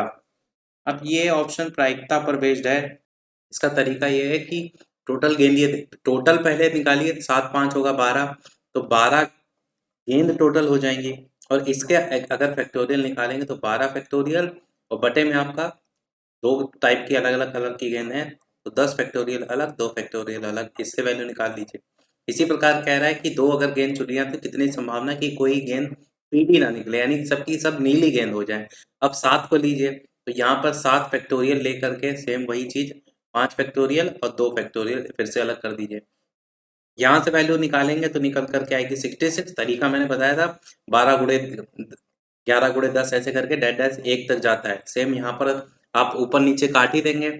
अगर यहाँ पर देखिए तो 12 गुणे 11 गुणे 10 करेंगे तो यहाँ भी 10 गुणे 9 करे, तो 10 से नीचे वाली तो वैल्यू ऑलरेडी कट जाएगी। तो वही चीज करके यहाँ पर आप वैल्यू निकालेंगे 66, और यहाँ से आप निकालेंगे कितनी वैल्यू निकलेगी 21। तो इस 66 और 21 का ही बेसिकली आपको प्रायिकता निकालनी है। तो 21/66 अगर वो काटेंगे तो 7 ऊपर आएगा और नीचे 22 आएगा। आंसर यहाँ पर सी वाला हो जाएगा प्रायिकता। इसीलिए मैंने इतने शॉर्टकट में आया था, प्रीवियस ईयर में भी वहां पर भी ऐसे शॉर्टकट में बता दिया था। अब यहाँ पर प्रश्न है 200 ग्राम एक मिश्र धातु है, उसमें जस्ता और तांबा का रेशियो दे रखा है, तो आप यहाँ से 5 के रेशियो से निकाल सकते हैं 200 में कितना है। तो 200 और गुणे में आपका 5 और बटे में दोनों का टोटल 5 3 8, तो किससे जाएगा 5 8 से काट करके आप 125 ग्राम यहाँ से वैल्यू निकाल पाएंगे। ये किसकी है, जस्ता की है। जस्ता के लिए 5 रेशियो है, यानी वैल्यू किसकी निकल आई, जस्ता की। बची कितनी, 75 बची, तो वो तांबा की हो जाएगी। तांबा की कितनी हो जाएगी, 75 हो जाएगी। अब क्या कह रहा है कि इसमें कितने ग्राम तांबा मिला दिया जाए, तांबा 75 था ऑलरेडी, यानी एक्स मिला देते हैं, यानी वैल्यू क्या बन करके समीकरण टाइप का बन के आएगा, तो 125 और बटे में आपका 75 प्लस एक्स, और ये मिलाने पर हो जाता है 3/5 का। सेम तिर्यक गुणा करके एक्स की वैल्यू निकाल लीजिए, जो आएगा वही आंसर हो जाएगा। 133 सही 1/3 आएगा। तरीका इस तरीके के वाले क्वेश्चन करा भी चुके हैं और हर बार ये प्रैक्टिस सेट में आ रहा है। अगला प्रश्न देखते हैं। अगला कह रहा है एक ट्रक 1 मिनट में 550 मीटर की दूरी तय करता है, ठीक है, दूरी दे रखा है। और एक बस 33 किलोमीटर की दूरी 45 मिनट में तय करती है, ठीक है। ट्रक और बस की गति का रेशियो पूछा गया है। आपको कुछ करना नहीं है, चाल बराबर दूरी बटे समय यहाँ लगाइए, 550 और बटे मिनट वाली वैल्यू को चेंज कर लीजिए सेकंड में, तो 60 सेकंड हो जाएगा सीधे सीधे। चाहें तो आप वैल्यू को वैसे भी रख सकते हैं। ये वैल्यू क्या आएगी, 550 550 और बटे में आपका क्या 60, और दूसरा वाला क्या है रेशियो 33 किलोमीटर, और यहाँ पर मीटर में है तो इसको भी आपको मीटर में चेंज करना पड़ेगा, यानी 1000 से गुणा करना पड़ेगा। बटे में 45 मिनट है, इसको भी सेकंड में चेंज करिए, तो 45 गुणे 60। बस दोनों को अलग अलग सॉल्व करके सीधे अनुपात निकाल लीजिए, तो 3:4 निकल करके आएगा। सॉल्व आप कर ही सकते हैं, तरीका मैंने आपको बता दिया। बढ़ते हैं हमारे प्रश्न रीजनिंग के तरफ। यहाँ से हमारे रीजनिंग के क्वेश्चन है, पार्लियामेंट का संबंध ग्रेट ब्रिटेन से है, तो कांग्रेस का किससे हो जाएगा, तो संयुक्त राज्य अमेरिका से हो जाएगा। आपको ये पता है कि वहाँ की पार्लियामेंट के नाम से ग्रेट ब्रिटेन तो जाना जाता है, कांग्रेस यानी ग्रेट ब्रिटेन के संसद को पार्लियामेंट कहा जाता है, उसी प्रकार संयुक्त राज्य अमेरिका के संसद को कांग्रेस कहते हैं। यहाँ पर पूछा गया क्या है, किसके द्वारा इंसान सुन सकता है। सुनता किससे है? कान से। कान को क्या कहा जा रहा है? नाक कहा जा रहा है। आंसर आपका क्या हो जाएगा? नाक हो जाएगा। स्टार को ये लिखा जाता है, मोबाइल को ये, ब्लेम को कैसे लिखा जाएगा? तो एस से एल में देखेंगे तो सभी जो अक्षर हैं उनको एक निश्चित अलग अलग सभी के लेटर के लिए दे दिया गया कि एस को एल लिखा जाता है, मतलब कोई क्रम नहीं है कि एक बड़े या दो बड़े, ऐसा नहीं है। तो ब्लेम के लिए देखिए बी कहाँ पर है? बी यहाँ पर है तीसरे नंबर पर। इसको क्या लिखा जा रहा है? आर लिखा जा रहा है। आर केवल इसी ऑप्शन में है, यही ऑप्शन यहाँ पर हो जाएगा। अगला कह रहा है ई के लिए 5 है, होटल के लिए 12 है, लैम्प के लिए क्या होगा? ई अगर 5 है तो पांचवें नंबर पे आता है ना उसकी place value, A B C D E पांचवें नंबर पे आता है। और यहाँ पर आप देखिए एच में क्या सीन है, एच की प्लेस वैल्यू जो होती है वो 8 होती है। एक चीज और समझिएगा, जो भी प्लेस वैल्यू होगी उसके टोटल को बाद में डिवाइड भी करना होगा, क्योंकि अगर इनमें प्लेस वैल्यू को जोड़ेंगे ना, जैसे एच की प्लेस वैल्यू होती है आपकी 8, ओ की प्लेस वैल्यू होती है 15, जो टी की वैल्यू होती है आपकी 20, और ई की वैल्यू हो जाएगी 5, और एल की वैल्यू हो जाएगी आपकी 12। सबको जोड़ेंगे 60 आएगा, डिवाइड भी करेंगे 5 से तब जाकर के 12 आएगा। ये 12 वहां से निकल के आया है। 5 से डिवाइड क्यों किया गया? 1 2 3 4 5, क्योंकि 5 लेटर हैं, समझ रहे हैं। यहाँ पर देखिए ई में 5, ई में टोटल प्लेस वैल्यू जो होती है 5 होती है, डिवाइड यहाँ भी 1 से करेंगे तो 5 ही आएगा, क्योंकि टोटल लेटर 1 है इसलिए। अब लैंप में सेम वही कंडीशन, एल की प्लेस वैल्यू 12 प्लस ए की प्लेस वैल्यू 1, एम की प्लेस वैल्यू 13, और बी की प्लेस वैल्यू 2, सबको जोड़ेंगे तो आएगा 28, और डिवाइड करेंगे आपका 4 से, क्योंकि 4 इसमें लेटर हैं, तो 28 7 बार में जाता है, 7 चौको 28, आंसर हो जाएगा पहला वाला। अगला कह रहा है 13 24 16। अब यहाँ पर क्या किया गया है, क्या इससे इसमें तो कुछ बन नहीं रहा है, इधर से इधर देखिए 13 से 26 में 13 दूना 26 होता है, 13 दूना 26 होता है, ये यहाँ पर मल्टीप्लाइड किया गया है, तब 26 आया है। तो 26 का भी डबल करना होना चाहिए, तो 26 का डबल करेंगे तो यहाँ पर 52 आना चाहिए, डी वाला ऑप्शन यहाँ पर हो जाएगा। क्या और सेम यही काम कर रहा है कि नहीं? यहाँ भी देख लीजिए 24 का डबल 48, 48 का डबल 96, 16 का डबल 32, 32 का 64। अगला इसमें तो सीधे सीधे वैल्यू आप रख लीजिए, पहले वाले विकल्प में 36 वाला जो दे रखा है ना, यहाँ पर वैल्यू बदल दीजिए, 36 माइनस 6 प्लस 3, सीधे समीकरण बदल के ही लिख देते हैं ना, बदलने के बाद माइनस को मल्टीप्लाइड लिखा जाता है, 6 डिवाइडेड 3 प्लस में आपका 5 माइनस में आपका 3 और बराबर में आपका 74 के आएगा। सॉल्व करके देख लीजिए, 3 दूनी 6 होता है, यहाँ से आएगा 2, और 36 है ही मल्टीप्लाइड में, तो 2 से गुणा करेंगे तो 72 आ जाएगा। फिर प्लस में आपका 5 आएगा ये वाला, और माइनस में आपका 3 आएगा। यहाँ पर जोड़कर भी 3 घटा दीजिए तो 74 ही आएगा, बराबर में 74 था ही, पहला ऑप्शन यहाँ पर जो है वो हो जाएगा। इस तरीके से बाकी ऑप्शन भी आपको चेक करने पड़ेंगे। अगला कह रहा है त्रिभुज कितने हैं। त्रिभुज गिनने का तरीका मैंने बताया था कि अगर आपका एक ऐसी सिंपल आकृति बनी हुई है, इसमें एक लाइन खींची हुई है, ऐसे में टोटल 3 त्रिभुज आपके होते हैं। और अगर आपकी यहाँ पर देखेंगे तो ये वाला एक लाइन खींची हुई है, सेम ये वाले में एक बीच में लाइन खींची है, और एक सेम यहाँ वाले में भी खींची है, तो 3 3 6 3 9 9 तो ऐसे ही हो गए। और साथ ही साथ अगर इसी में ही आप देखेंगे तो सेंटर में भी आपको एक खींचा हुआ है, पर उसमें एक ब्लॉक बना हुआ है। अगर ऐसे बना हुआ है ना, देखिए ऐसे ऐसे ऐसे सेंटर में, और इसके अंदर एक और ऐसे करके त्रिभुज बना हुआ है। इसमें कितने त्रिभुज होते हैं? तो इसमें 5 त्रिभुज होते हैं, और एक पूरा त्रिभुज बड़ा वाला बनेगा। अगर इसको हम ABC मान लें तो एक बड़ा वाला बनेगा, तो 3, और ऐसे करके 1 2 3 थे ना, तो इसको 3 से गुणा करेंगे तो 3 3 9 ये बनेंगे, 5 ये बनेंगे, और एक आपका अलग बनेगा। 9 5 और 1 जोड़ेंगे कितना होगा? 9 5 होगा 14, और एक 15, 15 टोटल निकल करके आएगा। अगला देखते हैं, इसमें तो आपको पैटर्न बनाना है, QSTR,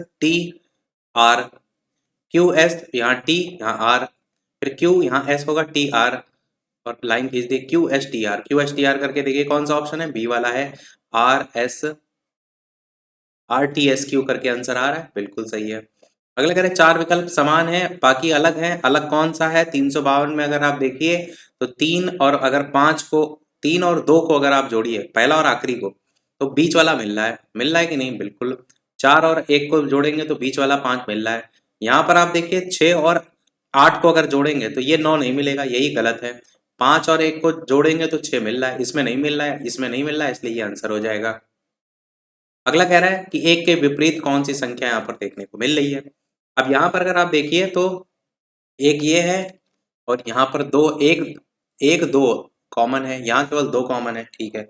अच्छा 6 और 1 तो कॉमन है ना दोनों में, 6 कॉमन है और 2 कॉमन है, 6 कॉमन है, 2 कॉमन है और 1 के विपरीत 3 हो जाएगा। जब कॉमन वाली हमने निकाल ली अलग तो आपको फिर कुछ सोचना ही नहीं है, आंसर ये हो जाएगा। 1 के विपरीत यहाँ पर आपका 3 वाली संख्या हो जाएगी। अगला कह रहा है कि यहाँ पर समीकरण दे रखा है, अगर चिन्हों को कौन से चिन्ह हैं जिनको आपस में बदल देते हैं तो आपका जो आंसर होगा वो 30 के बराबर आ जाएगा। तो आपका आंसर यहाँ पर जो होगा वो होगा डिवाइडेड और माइनस। कैसे होगा, यहाँ पर जो माइनस दे रखे हैं डिवाइड कर देंगे, 4 चौको 16 निकल करके आएगा। 16 डिवाइडेड में आपका 4 ब्रैकेट लगा दीजिए और मल्टीप्लाइड आपका ऐसे रहने दीजिए, 6 रहने दीजिए, जहाँ डिवाइडेड लगा है वहाँ माइनस लगा दीजिए और 2 हो जाएगा और प्लस का आपका 8 हो जाएगा। अब देखिए 4 चौको 16 हो जाएगा, बाहर मल्टीप्लाइड ऑलरेडी है और माइनस का 2 और प्लस का 8। अब यहाँ पर मल्टीप्लिकेशन फिर एडिशन फिर सब्ट्रैक्शन, तो 6 चौक 24 और यहाँ पर आपका ऑलरेडी 8 जुड़ा है, यानी 24 माइनस 2 प्लस 8 और 24 में 8 जोड़ दीजिए आएगा 32, 32 में 2 घटाएंगे आएगा 30, 30 बराबर 30 के हो जाएगा। आंसर हो जाएगा यहाँ पर आपका पहला बी वाला, जिसमें डिवाइड और माइनस ऑलरेडी आपको हमने बता दिया। यहाँ पर क्या कह रहा है, यहाँ पर कह रहा है कि कौन सा है जो कि एक गायब है। अब 10 से 18 में जाएंगे तो कितने का गैप है, 10 से 18 में 8 का गैप है। 18 और 28 में 10 का गैप है। 28 और 40 में आप देखेंगे तो 12 का गैप है, मतलब दो दो बढ़ता जा रहा है। तो 40 से 54 में आप देखेंगे तो इसी प्रकार का यहाँ पर गलत कौन सा ऑप्शन, तो 88 यहाँ पर गलत है, मतलब अगला नंबर पूछा गया था ना, गलत नहीं पूछा गया था, अगला नंबर पूछा गया था। तो यहाँ पर इसी प्रकार से 12 फिर 14 फिर आपका 16 और इस प्रकार से 18 आएगा और 70 में 18 जोड़ेंगे 88 आ जाएगा। यही आपका अंतर गैप के अकॉर्डिंग आप निकाल सकते हैं। अगला कह रहा है 120, 99, 80, इसमें क्या होगा अगला नंबर। 120 से 99 में आप देखिए तो कितना घट रहा है, ये आपका माइनस का 21 हो रहा है। यहाँ पर देखिए तो कितना हो रहा है, यहाँ पर 19 घट रहा है। अगले में देखिए तो 17 घट रहा है, अगले में देखिए 15 घट रहा है। तो अब कितना होना चाहिए था, 13 घटना चाहिए। 48 में 13 घटा दीजिए, कितना बचेगा, 48 में 13 घटाएंगे 35 बचेगा। पहला आंसर यहाँ पर 35 वाला जो है वो सही हो जाएगा। हम थोड़ा सा चीज़ों को बताते हुए चल रहे हैं, बाकी आपको अगर थोड़ा सा फास्ट लगे तो वीडियो को अपने अकॉर्डिंग जो है वो घटा बढ़ा सकते हैं इसकी स्पीड को। कह रहा है 39 बच्चों की कक्षा में सुमित से 7 स्थान आगे हैं रवि। रवि 39 बच्चों में, ठीक है। तो अगर हम इसको वैसे दर्शाने की जरूरत नहीं है, पूछ कह रहा है यदि सुमित का अंतिम से 17वां नंबर है तो रवि का तो स्थान क्या होगा। जोड़ दीजिए 17 और 7 को, सीधे आ जाएगा 24 और जब 24 हमें पता चल जाएगा लास्ट से तो शुरुआत से रवि का निकाल सकते हैं। देखिए रवि का अंतिम से स्थान जो निकल कर आएगा वो 17 प्लस 7 करके आएगा, तो आएगा 24। और रवि का शुरुआत से पूछा गया ना, तो शुरुआत से निकालने के लिए टोटल 39 बच्चे और इसमें से घटा दीजिए 24 और बाद में जोड़ दीजिए 1, यही तो हम करते आए हैं। इसको सॉल्व कीजिए, कितना आएगा, इसको आएगा 16 आ जाएगा, 16 आंसर आ जाएगा। अगर ये सब तरीके नहीं समझ में आते हैं तो बना करके भी देख सकते हैं, ऐसा नहीं कि इस तरीके से ही करें। अगर हम इसको ऐसे लाइन में दर्शा दें कि एक कक्षा में सुमित से 7 स्थान आगे, कक्षा में सुमित से रवि जो है वो 7 स्थान आगे है, तो यहाँ पर अगर हम सुमित को यहाँ पर दर्शा दें तो रवि 7 स्थान आगे है, यहाँ पर है रवि, ये तो कह रहा है। और कितना स्थान आगे, तो 1 2 3 इसी प्रकार 4, इसी प्रकार 5, इसी प्रकार 6, इसी प्रकार 7, ऐसे करके दर्शा सकते हैं।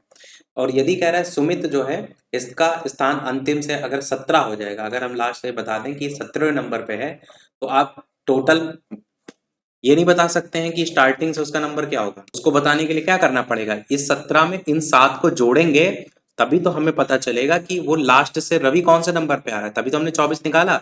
अब जब ये पता चल गया कौन से नंबर पे आ रहा है तो टोटल बच्चों में से हमने इसको घटा करके एक जोड़ दिया, यही काम किया हमने। वही चीज आप वैसे भी कर सकते हैं। अधिक भारी सिक्के अधिक मूल्य के होते हैं, राम का सिक्का। अच्छा इसमें आपको अरेंज करना है कि किसका सिक्का भारी है किसका हल्का है, उस तरीके से। तो देखिए यहाँ पर क्या कह रहा है कि अधिक भारी सिक्के अधिक मूल्य के होते हैं, राम का सिक्का मोहन के सिक्कों से भारी है। तो हम यहाँ पर राम लिख देते हैं हम ऐसे ऐसे ऊपर नीचे भी कर सकते हैं, ऐसी कोई दिक्कत नहीं, हम ऐसे ऐसे ही लिख लेते हैं। तो राम लिख दिया, और राम का सिक्का किससे भारी है? मोहन के सिक्के से। तो अगर हम इसे मोहन से कंपैरिजन करेंगे तो मोहन को पीछे लिखते हैं और एरो इस तरफ बना देते हैं, ठीक है।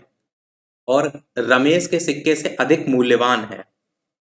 और आखिरी में पूछा किसका है? सबसे मूल्यवान सिक्का किसका, ठीक है। तो किससे मूल्यवान ज्यादा है?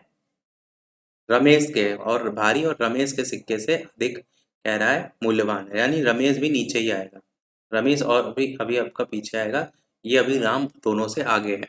नरेश का सिक्का राम के सिक्के से अधिक मूल्यवान है, यानी नरेश आपका आगे आएगा, राम से आगे आ गया। और कह रहा है राम के से अधिक, लेकिन योगेश के सिक्के से हल्का है। योगेश यानी सबसे आगे आएगा। अब कह रहा है रमेश का सिक्का मोहन के सिक्के से महंगा है, ठीक है, तो है ही आगे। तो सबसे मूल्यवान किसका? योगेश का है, आंसर योगेश हो जाएगा।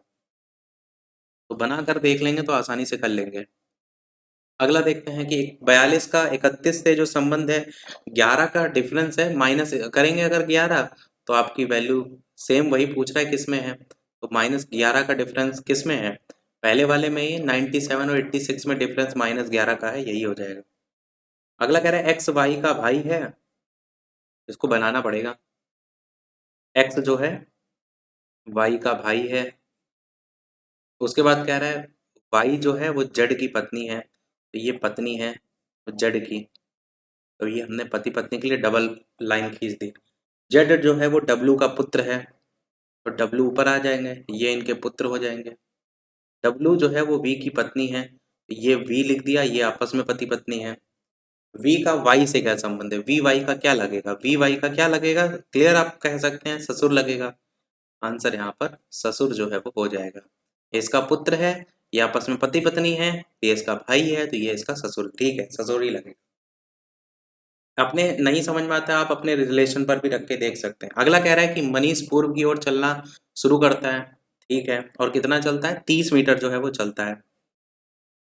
तो ऐसे करके इसको चला देते हैं 30 मीटर। फिर कह रहा है दाएं मुड़ता है, 50 मीटर चलता है, दाएं मतलब नीचे मुड़ेगा, और कितना चलेगा? 50 मीटर जो है वो चलेगा। और फिर से कह रहा है दाएं मुड़ता है, तो दाएं मुड़ता है कितना चलता है? 40 चलता है, तो इधर चल जाएगा, ये 40 मीटर हो जाएगा। फिर कह रहा है बाएं मुड़ता है और 150 मीटर चलता है, वापस से जितना चला था उतना ऊपर आ गया। अब कह रहा है अपनी शुरुआती बिंदु से कितना दूर है, ये कितना दूर है? तो था वो यहाँ पर, अभी 30 भी डिस्टेंस है और ये वाली 40 भी तो यहाँ आ जाएगी, तो 40 और 30 कितना? 70 मीटर दूर है। आंसर आपका 70 मीटर निकल करके आ जाएगा। अगला देखते हैं। यहाँ पर कह रहा है एक संख्या गलत है, गलत छाटिए। अब देखिए यहाँ से 380 से 188 कैसे आया? इसका आधा करिए 380 का और 2 घटा दीजिए, 380 का आधा यानी डिवाइड करिए 2 से, और साथ में 2 घटा दीजिए, ये चलेगा। सेम आगे भी यही है, इसका आधा करिए और 2 घटा दीजिए।